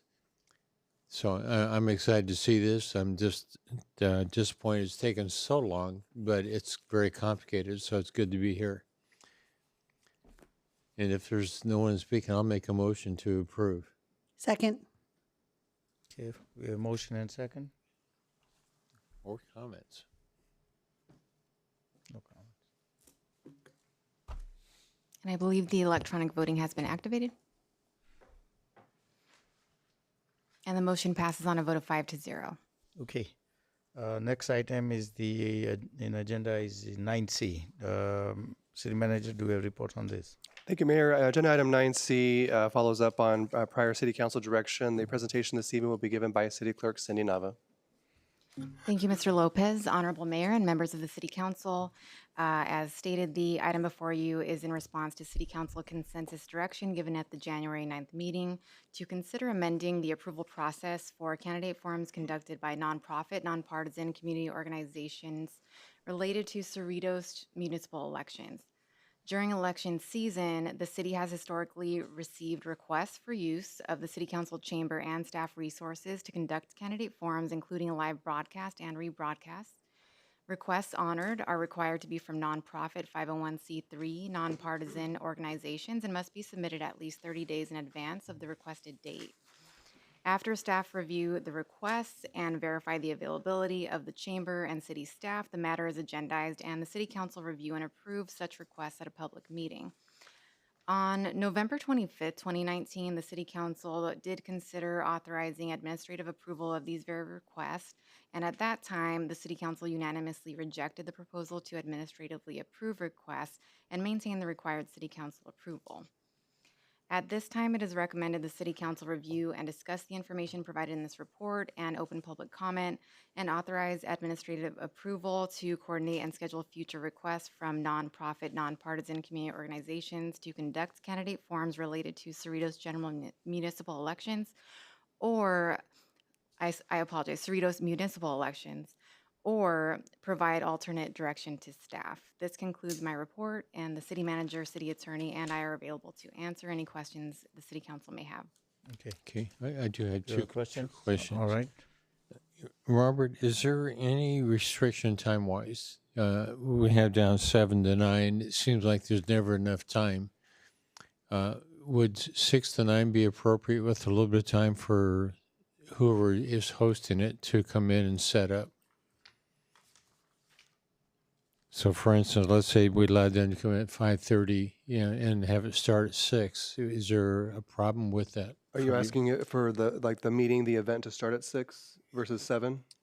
Is that what the question? That's correct. We can work, within the parameters that are provided. It would just mean staff would be scheduled a little earlier for those activities, but it's not a problem logistically. Okay. The other part, there's still 2 members here that were on the vote back in 2019. If you guys don't mind my asking, since you both voted to go ahead and not do it, do you remember why? Not do what? Not to have administrative approval, which is what we're asking. What we remember yesterday, Bruce. You're talking about 2019. No, we're talking 5 years ago. I know that. So if you don't remember, you don't remember. But I'm just curious as to why not. You remember, Frank? I think this is an important consideration that this city council, this body, has the responsibility to consider on a case-by-case basis. Our city council elections, where we ask the residents to make the important decision on who they're going to vote for to govern the city and make policies for the city. We should treat these candidate forums on a case-by-case basis, because if we're asking our residents to do their homework on the elections, we should do our homework on the elections and every aspect of the elections, including making sure that the candidate forum that's being submitted to the city of Cerritos is 100% aligned with the democratic process. I don't think there's a pressing need to transfer it. And this is my recollection of the discussion. That there's not a need to change what has been a city council policy for years. And when the staff brought this to the city council without request by any of the 5 council members. That's why there was a unanimous objection by the city council to staff's proposal to take away a power, responsibility of the city council to take a good hard look at the proposed forum. And instead of giving it to some unelected staff member to treat it as an administrative action, as if it was something over the counter at one of the counters in City Hall, this is something that the city council, the councils before us and the council members before us have decided was a special opportunity for the council to look at the forums and approve them in an open body, a transparent way. And it's probably, you could look at it as that's the first time that the public is aware of an upcoming forum when they're watching the city council meeting and they see their elected council members approve a forum. They're getting the first notice of that upcoming forum. So yes, thank you for bringing it up. I was going to bring up that I didn't like that staff brought up on their own taking this responsibility away from the city council. And my 4 colleagues with me, my 4 colleagues, Jim Edwards, Grace Hu, Mark Polito, and Naresh Solanki, we all voted unanimously to keep this responsibility of approving the forums with the council like it's been for years. Thank you for that insight. Okay, anyone else? Seeing none, I will open up for public comments on this item. Anybody would like to speak on this item? Seeing none, I will close the public comments period, and council has any additional question or comments? No, I just have one comment. Okay. And that is, it seems like, every time I vote on this, I voted exactly the way that Frank has pointed out. The only thing that's apparent to me is that the scheduling is a problem, and staff articulates it in the report that, a request will come in, then you got to wait, you get on the agenda and have us vote on it. And it seems that the forum is always a little too late, too close to the election to have people assimilate it, to watch a rerun if they need to. And which is why I brought it up that we do reconsider this. And I know we've had ABC come in, do their school board stuff here, but talking about the city, council election itself, it's, the concern I have is that we have enough time, one, to do it, enough time to consider it, and have the residents have enough.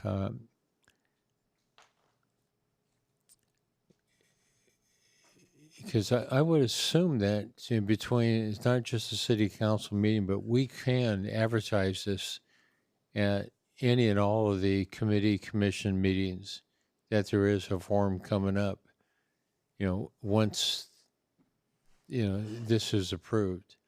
I'd love to hear the council's comments on it, because I'm still kind of in favor that we should, change that with the times.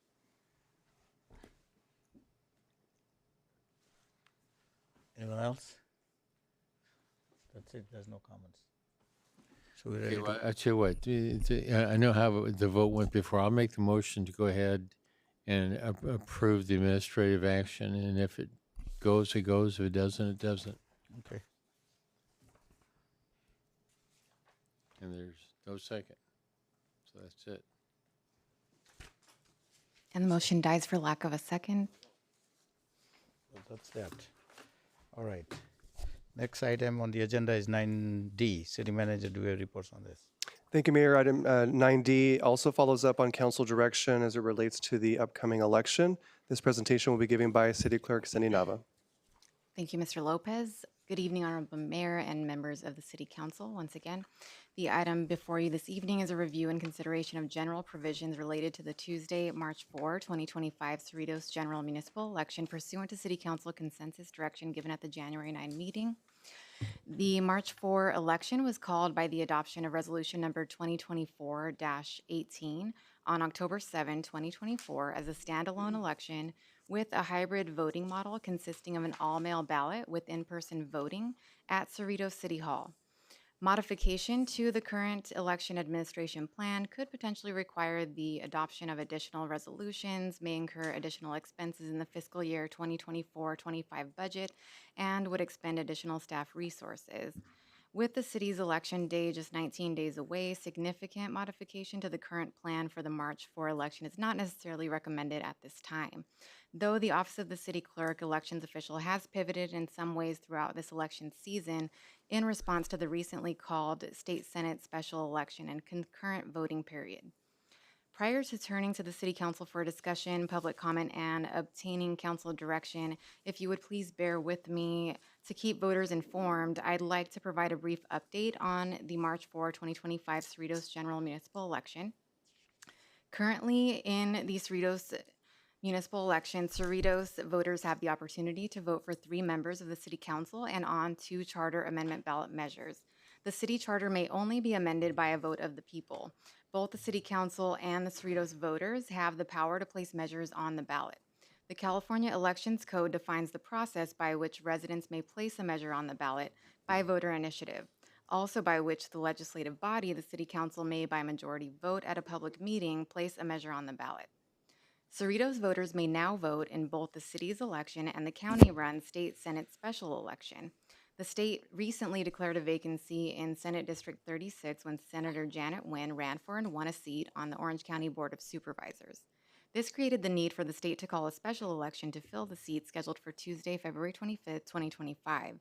In LA County, aside from Cerritos, Senate District 36 also serves voters of Artesia and Hawaiian Gardens.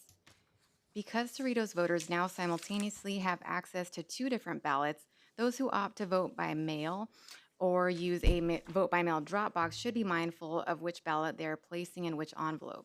Displayed on the screen are graphics featuring the 2 different return envelopes. As you can see, the envelope for the state Senate single race ballot should be placed in the pinkish purple county envelope, while the city's multi-race ballot should be placed in the gray envelope containing the city seal. To verify if you're registered to vote, visit lavote.gov. Voter registration is available on that site. Those ages 16 and 17 may also pre-register to vote online. The registration deadlines to receive a mailed ballot for both elections are listed on the screen. It is important to note no voter for either election will be turned away. For the state Senate special election, the county will offer conditional voter registration at the in-person voting location. This is somewhat similar to the traditional provisional ballots that will be provided in the event of voters not found in our voter database for the city's election. Voters in either situation will be provided a ballot and permitted to vote, and their vote will be counted at the appropriate time subject to proper verification. A supplemental ballot mailing will be sent tomorrow to 600 residents who either moved from one Cerritos address to another, have just moved into the city and registered to vote after we received the 55-day voter file from the county and conducted the initial ballot mailing. There are also some voters in this group whom we've just learned from that the county has made some correction or modification to their voter information, which may have resulted in those voters not being included in the mailing of ballots in the supplemental mailing, but not the initial. This is a normal occurrence. After a presidential election, the county typically will conduct a large voter database cleanup. There is no need to worry for those who have not yet received their ballots. There is a chance these voters may have been impacted by the county's cleanup and will receive their ballots next week after the second mailing. We also will conduct another supplemental mailing next week after receiving the 15-day voter file. Any concerned voter should not hesitate to contact our office for information. We do have the ability to reissue a ballot and can mail a ballot from our office, or the voter may opt to vote in person in our office. A side-by-side comparison of options for voting in both upcoming elections is provided on the screen. The county is set to conduct in-person voting for the state Senate election at Don Kanabe Community Regional Park for 11 days, beginning this Saturday through Tuesday, February 25th. On State Senate Election Day only, February 25th, the Way Out Ministries in Hawaiian Gardens is also scheduled to be open for in-person voting. For updated information on open vote centers for this election, we encourage the public to visit lavote.gov or contact our office. Though the city's election is being conducted as an all-mail election, for those who prefer to vote in person, we opened February 3rd for voting and will be open for a total of 23 days during regular business hours in the city clerk's office on the first floor of City Hall through Friday, February 28th. We are also offering early weekend voting Saturday and Sunday, March 1st and 2nd, in the City Hall main lobby from 10 a.m. till 2 p.m., which will continue in the main lobby on Monday, March 3rd, 8 a.m. till 5 p.m., and on Election Day from 7 a.m. till 8 p.m. Voters opting to vote in person for the city election are encouraged to bring with them their Cerritos vote by mail ballot and return envelope. We are excited to announce that the city is already in receipt of nearly 1,000 ballots, of which most have been deposited in the vote by mail drop boxes or mailed to our office. Our first in-person voter excitedly came to our office ready to vote on February 4th. A handful of people have since voted in our office in person since that day. For both elections, vote-by-mail drop boxes are open 24 hours per day at the Cerritos Civic Center and at Cerritos Park East until 8 p.m. on Election Day. Lastly, voters may mail ballots for both elections free of charge. Ballots must be postmarked by the respective election day and received by the appropriate entity within 7 days after the election. We have placed informational and directional signage for the Cerritos vote-by-mail drop boxes, both to help guide voters to the boxes and to reassure voters that ballots for either election may be dropped in each box. We also have signage directing voters to our office for in-person voting. Our office has been hard at work in partnership with other city departments, especially the city's communications division, to keep voters informed. Aside from providing regular updates at each city council meeting, we've placed information on the city's website and have provided regular updates on the city's social media outlets and TV3. We have also provided election updates at each of the city's commission and committee meetings. We extend a huge thank you to the city's advisory boards for serving as the city's ambassadors and assisting us in spreading the word. We have attended and will continue to attend city events such as the Martin Luther King Jr. Day Ceremony, Chinese Classical and Folk Dance, Festival of Friendship, Valentine's Day Dance, and Cerritos Farmers Market. We also sent postcards to over 14,500 Cerritos voter households and have provided updates in the Cerritos Community News and various other news outlets. Coming soon, the city will also feature an informational public service announcement video on TV3 and social media outlets. The sample ballot and voter information guide for the city's election has been available on the city website in 7 different languages since January 8th. Hard copies are available for pickup in the office of the city clerk, elections official, during regular business hours. Our office has recently received a number of requests for information about write-in candidates. Write-in candidates must become qualified candidates, just as any whose name is listed on the ballot. These candidates must also complete and file the necessary paperwork and obtain nomination signatures, which are subject to verification by the elections official. The write-in candidate filing period ends next Tuesday, February 18, 2025.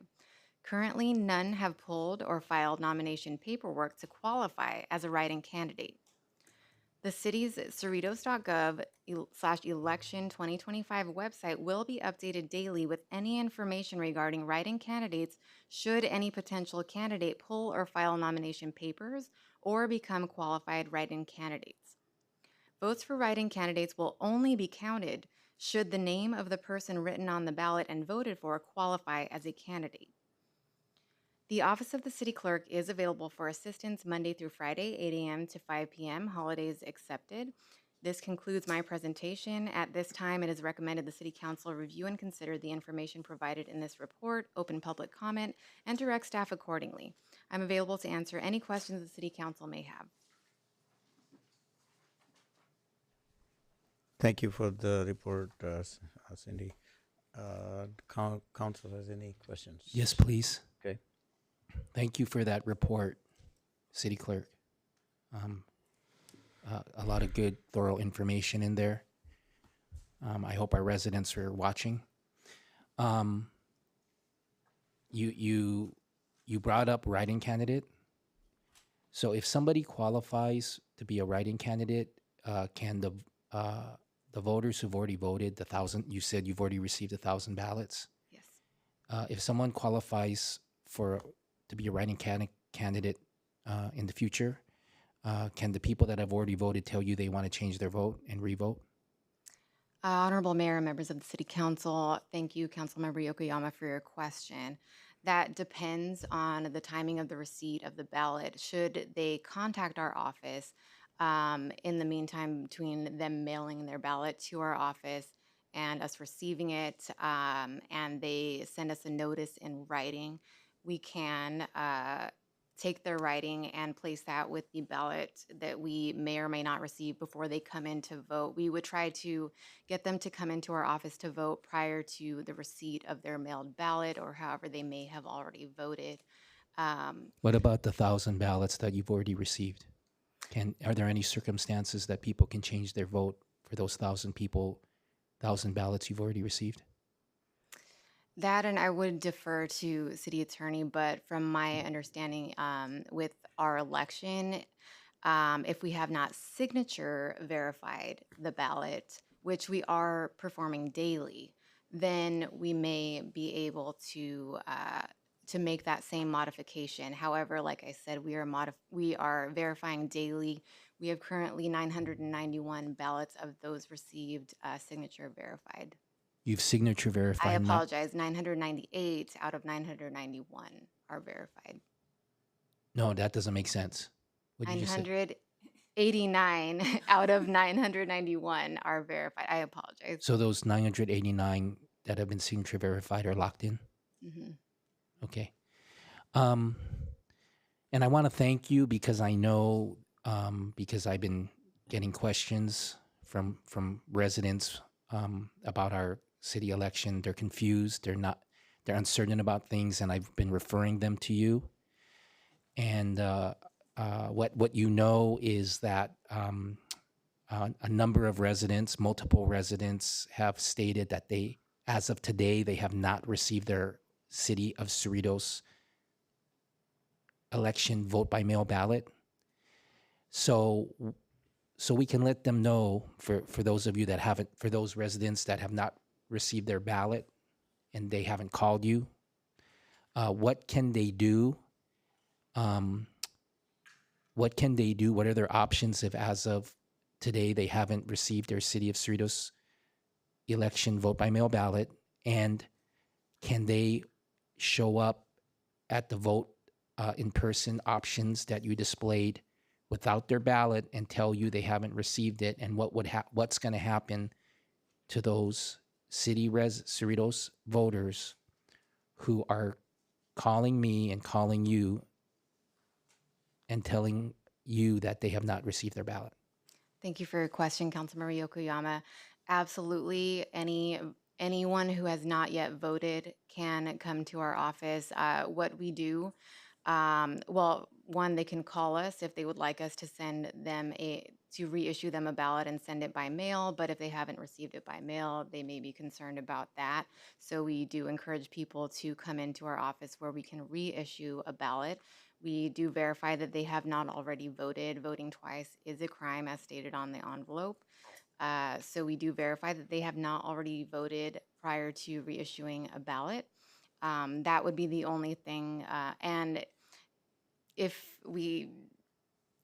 there would be verification prior to reissuing, but no voter would, if there was some kind of issue that needed to be resolved later, we could issue a provisional ballot. So we are reissuing ballots, but I also found it hard to believe that 600 people who we are mailing ballots out tomorrow had actually moved into Cerritos. I don't know for a fact, but I do think that the large voter database cleanup that occurred after the presidential election may have impacted some of these people with minor corrections that the county was making in the system. And I do believe that, based on what I learned recently, that these people will be mailed, and I can look that up if they call me, or we can in our office. We can verify in our system that they will be mailed a ballot tomorrow. There are a number of people who will be mailed a ballot tomorrow, 600. Okay. And if you're mailing it tomorrow, they might get it on Monday, and We just have to hope that they figure out that they have an opportunity to vote. So thank you for explaining everything.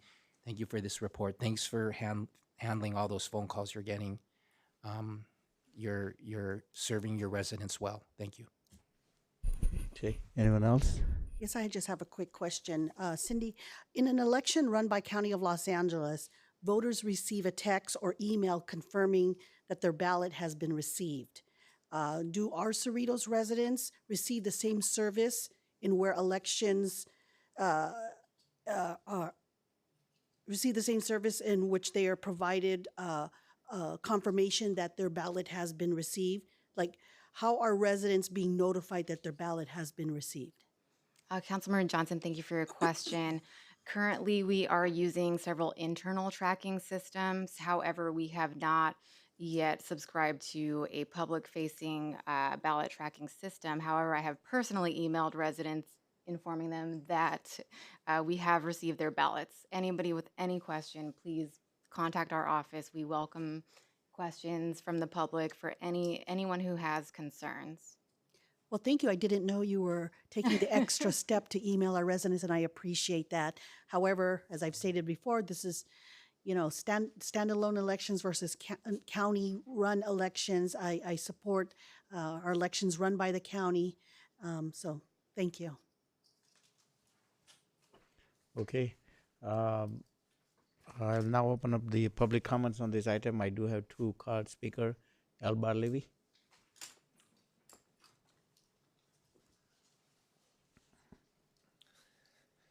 Good evening, council members. At the time 2 years ago when it was voted to have a standalone election, we were promised better service if we have a standalone election because our city clerk is more in touch with the needs of our residents. Based on what I'm seeing, that's the opposite. We're actually spending more money on a standalone election and receiving less services. I've identified three services in which if we had a county-run election, we would receive and we're not receiving from a city-run election. Number one is that during the filing period, the city clerk did not post the candidates on the website, whereas the county does. That's a bygone. We'll talk about it some other time because we can't do anything about this election. Number two, this election we will not have. We will not have voting centers. Again, in this case, we didn't budget for it. So if we did, instead of costing an extra $120,000, maybe it would have cost an extra $250,000, whatever. But the biggest issue that I have is that in a county-run election, state law mandates, and this is a law that was passed in 2019, that you have what's a same-day voter registration with a provisional ballot, so that if you miss the deadline of 2 weeks before the election, you can still vote. It's a safety net, and our city clerk is not implementing that. In conversation with the city clerk said that she doesn't have the ability to do that. So I've done some research, and actually the Secretary of State has a database of voters called VoteCal, and the city clerk can apply to access it to be able to provide that service. It's not too late yet to do that. She can do that. I provided her the links to the Secretary of State website.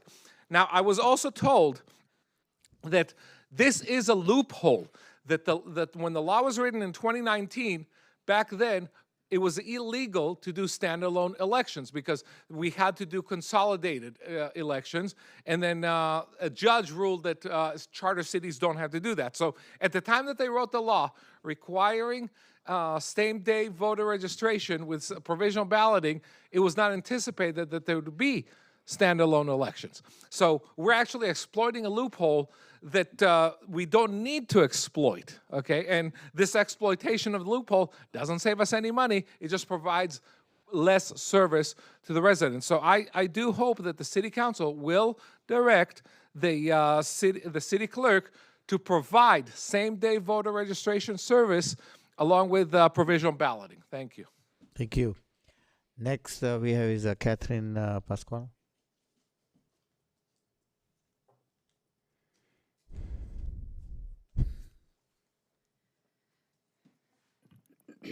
Good evening, Council. So first, thank you for answering my question from last time about the citizen ballot initiatives. I appreciate that. I do still wish the information was on the website. And thank you for taking our comments seriously and saying that you will put the any write-in candidates who pull papers or who qualify on the website daily. And I hope that if we ever have an election like this in the future, that will happen throughout the whole cycle. I know that there has been a change of the city clerk, but I just wanted to point out that there was some inconsistencies in the information we've gotten throughout this cycle. So I looked back at the slides that were in the agenda reports, and like October and November were consistent, but then December was different, I think, or maybe it was September, October were the same and November was different. Anyway, there was a change, like where things we said we'd get, it wasn't any longer there in the slides the next time.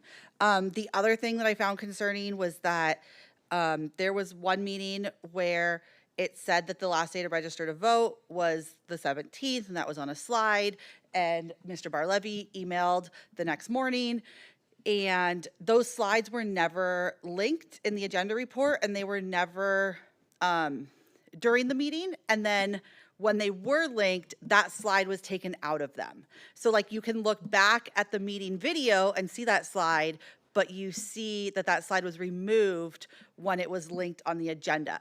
And so I think that as a resident, it just leaves me feeling like we're lacking transparency. We're lacking transparency by things not being available online. I noticed in one of the exhibits on this agenda report, it says something like, if you want to see the full text of the something because it's too long, you can call the city clerk's office and they will mail you a copy. Like that is obviously an old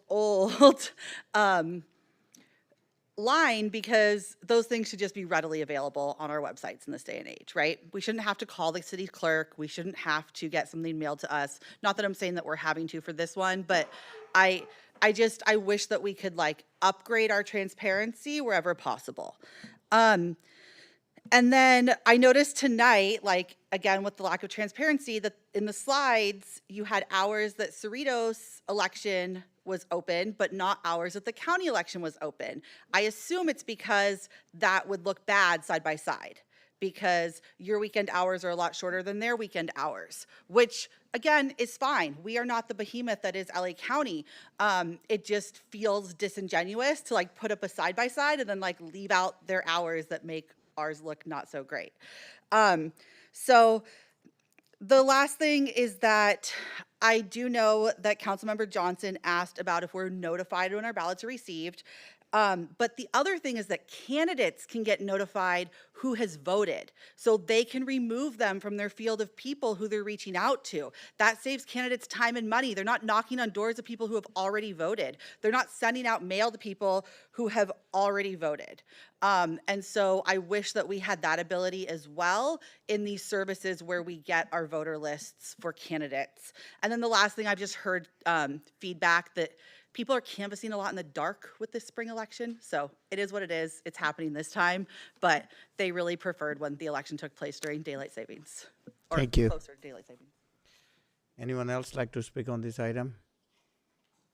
Seeing none, I'll close the. Yeah, excuse me. We should answer because, you know, the notification to the candidates is available to them of who's voted. Yeah, it's been done that way for many elections. Okay, but it's not in like the data systems that we pull our data from, I guess. Yeah, I think I It's had not talked for to Cindy public, it's only about for that. candidates. That Yeah. it's not. Only candidate gets it. This is a question I actually brought to Cindy, was that in, you know, the PDI is not updated. PDI is a tool that we use, and the clerk's office does not communicate to PDI so that PDI can scrub their list. Okay, That's but not happening. with candidates too, because I've done it many times, is that we get the file daily. Yes. We pull it off PDI's list ourselves. Yeah. And so we end up with a daily list that it only takes less than 10 minutes, you know, to do that scrubbing. And the price that PDI sells their data to the candidates does not include all that additional computer time. They have a set amount of time on their servers that they allow. So, the fact that, the short answer is that yes, it's done.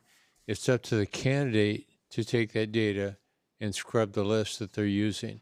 And since most of the candidates do use PDI, it's a very simple process to do it.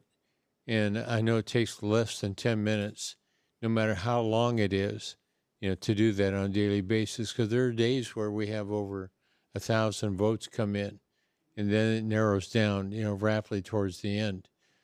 But, you're right.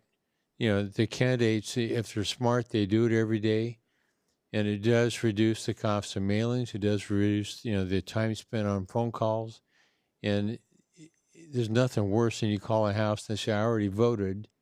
Don't you keep up with it?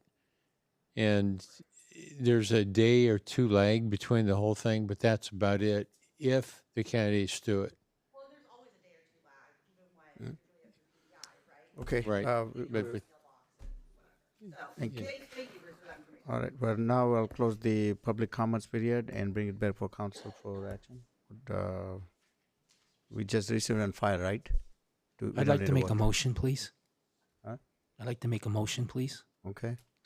I'd like to make a motion to instruct the city clerk to provide same-day voter registration along with provisional balloting. What was the last part? My motion is to instruct the city clerk to provide same-day voter registration along with provisional balloting, just like the LA County Registrar of Voters is doing for their county run election. I second that motion. Honorable Mayor and members of the City Council, if I may, I do not believe the city has the authority to provide same-day voter registration, as we do not have access to the county's voter database. They have been given the statutory authority. What we do, the systems that were spoke of are systems that we have access to by way of requesting information to the county, from the county, and we do receive voter files. However, we do not have the access to go in and make those modifications. However, I can verify this again upon council direction without issue. And we absolutely will be offering provisional ballots already in this election. Should a voter not appear in our database, we will offer a provisional. We will not refuse any voter.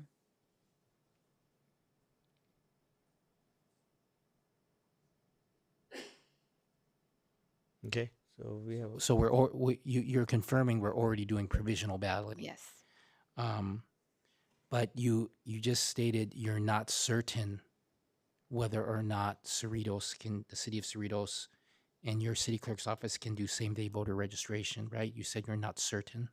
In the research I have conducted, I do not believe that we could provide voter registration, as we are not the official registrar of voters. I can do more digging and see if there is any way possible, and I'm happy to do that upon direction. But I have looked into this matter, and with confirmation from city attorney as well. You just said you've looked into this matter, but you're also saying you're not certain? No, I mean, it seems I'm not certain whether or not you can do it. Do you know whether or not you can do same-day voter registration as the election official for the city of Cerritos municipal election? No, because our office, the city does not have the statutory authority. That is granted to the county registrar of voters. And that is correct. I see the city attorney. Okay. Under the Elections Code, the person who is granted the ability to register voters is the registrar of voters, and that is with the county registrar of voters. There is no city registrar of voters. There is only a city elections official, which is empowered in the city clerk. We will look into the speaker's request for access from the Secretary of State, but the Secretary of State, again, is not the registrar of voters. And there is a difference between Like I said, the elections official, as well as the registrar, as well as the secretary of state, which is, they all have different databases, and it is consolidated as a voter database at the state level, in addition to the county level, for purposes of voting, count and verification. But in terms of actually registering voters, that is up to the county registrar. I will say that because there is a special election and a standalone city election, if you do want to vote, you are within the 30-day period requirement of residency, so please go to the county registrar voter so you can vote in both elections. Go to the county. Registrar voters to vote in both elections if you have not registered to vote yet. There is a residency Go there requirement. to register. Right. But then you then have to go to the City of Cerritos vote by mail election process and then cast your vote through your vote by mail ballot or through a provisional ballot. Correct. So you will receive either way 2 ballots, because the special election for the county has a different ballot. yeah, so it sounds to me like the City of Cerritos can do same-day voter registration. They can register to vote with the Register of Voters. They can register in person, or they can register online, and then they can go to our in-person voting and inform the city election official, staff member, and say, I'd like a provisional ballot, and because I just registered to vote with the County of Los Angeles. So we can provide same-day voter registration. Is that right? In that sense, yes, that is absolutely correct. So there is a method that we've just confirmed that we can have same-day voter registration. Correct. Yes. They have to do the voter registration with the county, and they can that same day vote with you, the Yes. city elections And they can official. register online. They do not have to go in person. Yeah, they can. You can register to vote online. So Correct. I renew my motion to instruct the city clerk to provide same-day voter registration along with provisional balloting in our City of Cerritos municipal election. Yeah, but city cannot provide the voter registration. Correct. You just said we can direct them to the online Los Angeles County registration website that same day, which can be done, but it'll go through the county registrar voters, and the city will provide the provisional ballot. No? Doesn't Okay, make so sense? I'll renew my I'll change my motion. Thank you. I'd like I make a motion to instruct the city clerk to add to the information that's being provided to our Cerritos voters to explain to our Cerritos residents who are not registered to vote how they can register to vote with the county and vote in our municipal election even on the same day. Second. We have a motion on the floor made by Councilmember Yokoyama, seconded by Councilmember Johnson, to direct the city clerk to add information to clarify that voters may register to vote on the same day as they vote, and we will provide that clarification. And I believe the electronic. And it appears that the electronic voting is not operable for this item. If we could do a roll call vote. Shuts off at 10 o'clock, right? Yeah. Wow. Paid how much money for this? And if I may, I can conduct a roll call vote. Councilmember Barrows, Aye. Councilmember Johnson, Aye. Councilmember Yokoyama, Yes. Mayor Pro Tem Bo, Aye. and Mayor Solanki. Aye. And the motion passes on a vote of 5-0. Okay. Next item is the item 10. City manager, do we have any legislative item tonight? We do not have any items under 10A, but we do have one item under 10B. Okay. Let's do 10B. Thank you. Item 10B1 on the agenda, it comes to you at the recommendation of the Legislative Ad Hoc Working Group to consider a potential letter The details of this item will be given by Assistant City Manager Kathy Matsumoto, and following her presentation, she and I would be happy to answer any questions. Thank you, Mr. Lopez. Good evening, Mayor and members of the City Council. This item before you has been initiated by the city's legislative ad hoc working group and requests approval of a letter to the League of California Cities urging that public safety be listed as a key advocacy priority for the League in the upcoming legislative cycle. The League's current priority list includes topics like local revenue protection and infrastructure modernization, but not public safety. Given the ongoing crime-related challenges faced by the agencies across California, the ad hoc working group led by Councilmember Johnson finds that it is crucial to have the League working on behalf of its member cities to advocate for resources and tools that local agencies need to ensure safe communities. Accordingly, it is the recommendation of the working group that the City Council send a letter on behalf of the Cerritos residents urging the League to include public safety among its top priorities for 2025. A draft letter has been provided for the Council's review as part of the staff report. I might add that the Artesia City Council recently took action to support this request to urge the League of California Cities to include public safety as a priority. In addition, the League of California Cities is aware of this conversation taking place in our community and several others.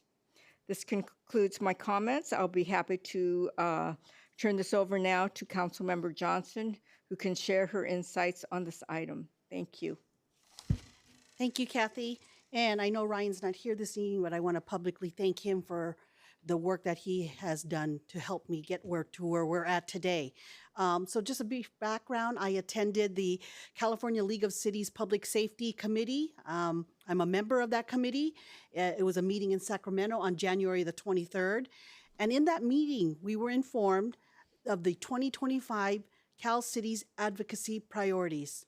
There were 4 priorities, and public safety was not one of them.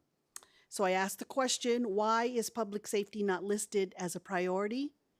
And we were told that because of Prop 36 passing, that they were shifting their priorities. There was robust discussion amongst the members who expressed concern. There was a motion to recommend to the board that they include public safety as part of the Cal Cities advocacy priorities. That motion passed by 100%. And this recommendation will then be brought to the Cal Cities board at their February 20th board meeting, and highlights of that meeting were sent to each of you by the city manager's office. So in addition to the Public Safety Committee's recommendation to the Cal Cities board, I took a step further and I attended the January 27th Cal Cities LA Division Board of Directors and Legislative Committee meeting. And I spoke under public comments that public safety must be prioritized. Prior to that meeting, I also sent a letter signed by myself asking that the league, or in stating that the league's failure to prioritize public safety. After robust discussion and a vote of 5-3, the LA division will then send a letter to the Cal Cities board asking them to add public safety to their February 20th agenda. And that is where we are tonight. I'm asking my colleagues to authorize the execution of a 5-signature letter to the League of Cities board, which states our position as a city that public safety is a priority and that it must be added to the League's list of priorities. I've reached out to many of my colleagues across the county, asking them to send a similar letter to the League. And as Kathy had stated, Artesia City Council adopted their letter last Monday. So hopefully these cities will do the same and send their letter before their board meeting on February the 20th. I will also be attending that meeting on February 20th to testify before the board, asking them that public safety must be prioritized. I was really encouraged at the January 27th meeting I had with LA Division. I felt it was a win for us in the right direction. So I ask my colleagues for your consideration. Thank you. Can I ask what three cities voted against it? I will share with you later. No, I mean, it's a public meeting, so it should be fine. I can't believe that the LA Division would have 3 votes against something so important. City of Paramount, City of Lomita, and City of, I think it was Bell or Bell Gardens. I'm sorry. I can give that to you later. Okay, thank you. Okay. Any more question? Yes. Thank you, Councilmember Johnson, for bringing this to our attention, bringing this to the attention of this city council and to our residents. And thank you for your leadership in bringing this letter to inform the League of California Cities that public safety is important to our residents and important to the city council. I need to let you know, though, for your letter, Daniel Parra is not the president of the League of California Cities.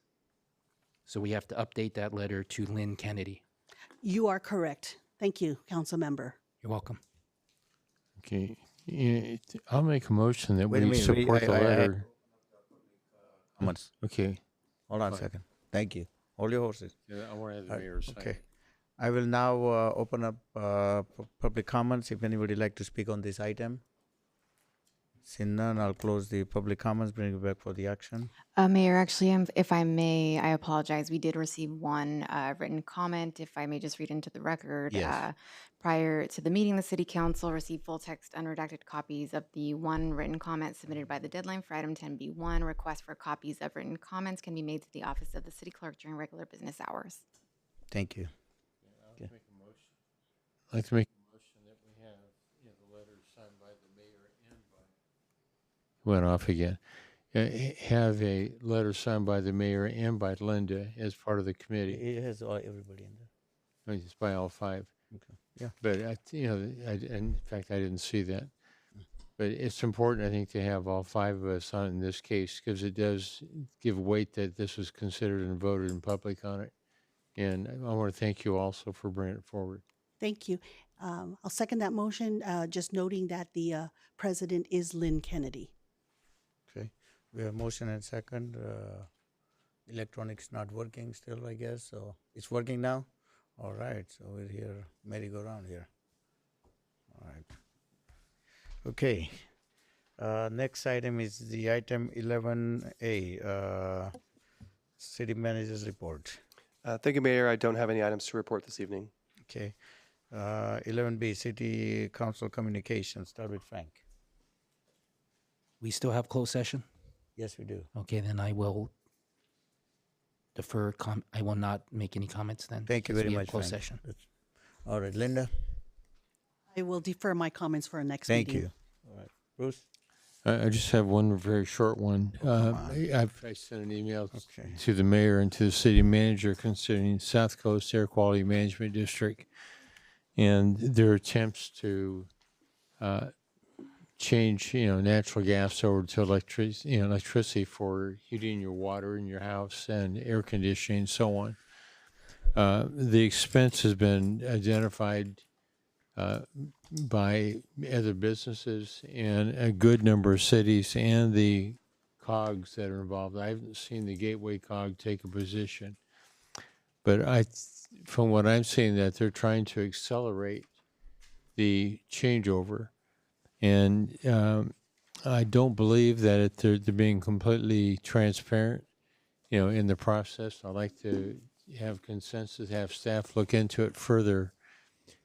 With the purpose of taking a position in the very, very near future on this. Okay. Yes. May I ask, with that consensus direction, if staff recommends a position that the council authorize a letter, perhaps from the mayor, to the board with information regarding our city's position? For me, that'd be fine. Yes. Okay. Okay. No, I have something. I would like to request. Oh, I'm sorry, Bruce. That's it? You got No, any? I said one thing. That's All right. Thank you. I'm done. John. Thank you, Mayor. I would like to request that we close this meeting in memory of Rosemary Economy. She passed last month, and we haven't had a council meeting since. So I'll take this opportunity to request that for her two boys. And just to give a highlight, I think all of us know who Rosemary Economy is, but Rosemary, she started the Let Freedom Ring program over 50 years ago with a small group of volunteer residents who wanted to celebrate the birth of our nation with an event to bring families together at the park with food, games, activities for all to enjoy. It was so successful that it ultimately became a city-funded and staff program. 50 years later, this is the most well-attended and loved event in the region. She planted the idea of the city council for the Art in Public Places program in Cerritos and was instrumental in suggesting several of the pieces that we have in the collection today. She's a big advocate for the parks throughout the community, establishing the identity of the city for a park-like community, and helped establish a park committee with the city leaders to assist in planning for parks in the new and developing areas in the city. Other projects she helped, she initiated the Liberty Park, Heritage Park, and the Senior Center and the Farmers Market. She's an active community member, both politically and socially. She was a voice that fought for higher standards and expectation for programs and events for our family. And it goes on and on and on and on. Rosemary is, is a friend, not just me, but I know many people in this room, including staff. And I just wanted to say thank you to those staff members that attended her funeral last month. And it was nice to see the outpouring of the love and appreciation for her. So thank you, Mayor. Thank you. If I can add something to that, Rosemary was my planning commissioner for 8 years. I know a year hasn't passed, to name something after her, but I think, her association with the Let Freedom Ring program, and the fact that it was started at Cerritos Park East, I'd like to ask that council have concurrence to have staff bring this back to a future council when the date's appropriate, to consider naming some part of CPE, with her name on it. I concur. I concur.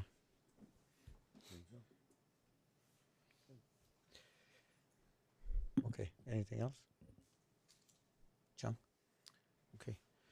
All right. Thank you. I have a couple of items. This evening, I have one urgency appointment to report. In accordance with the prior City Council direction, neither the City Council appointed delegate or alternate was available to attend the Southeast Gateway Line Corridor Cities Committee on January 15, as there was not a time to schedule an agenda item for this City Council consideration for another alternate. On January 14, I appointed Councilmember Yokoyama as the city's voting delegate on this committee specific for the January 15th meeting. Okay, and the second is tribute to public safety. Also, I'd like to invite everyone to join us for the dedication of the tribute to public safety on Wednesday, February 26, 2025 at 10 a.m. in front of the Sheriff Station at Cerritos Civic Center. At this event, the City of Cerritos will recognize the bravery of our first responder with new public gathering space, incorporating bronze figure that represents the Los Angeles County Sheriff and the Fire Department. In addition, in the remembrance of 9/11 events and those that have lost their lives serving the City of Cerritos, special memorial have been erected in the plaza of that we will never forget the sacrifice of others. The event will feature music, dignitary comments, and the moment of silence for our fallen heroes. Parking is available at Civic Center. Please join us for this event. And here's the flyer for that event. Hopefully everybody can see it. Okay. The next item is City Attorney, please announce the closed session item. Yes, we will now be entering into closed session to discuss the 4 items listed on item 12. One matter of existing litigation under 54956.9D1, Castro versus City of Cerritos. One item of potential litigation under Government Code 54956.9D2, as well as one matter of potential litigation under Government Code 54956.9D4.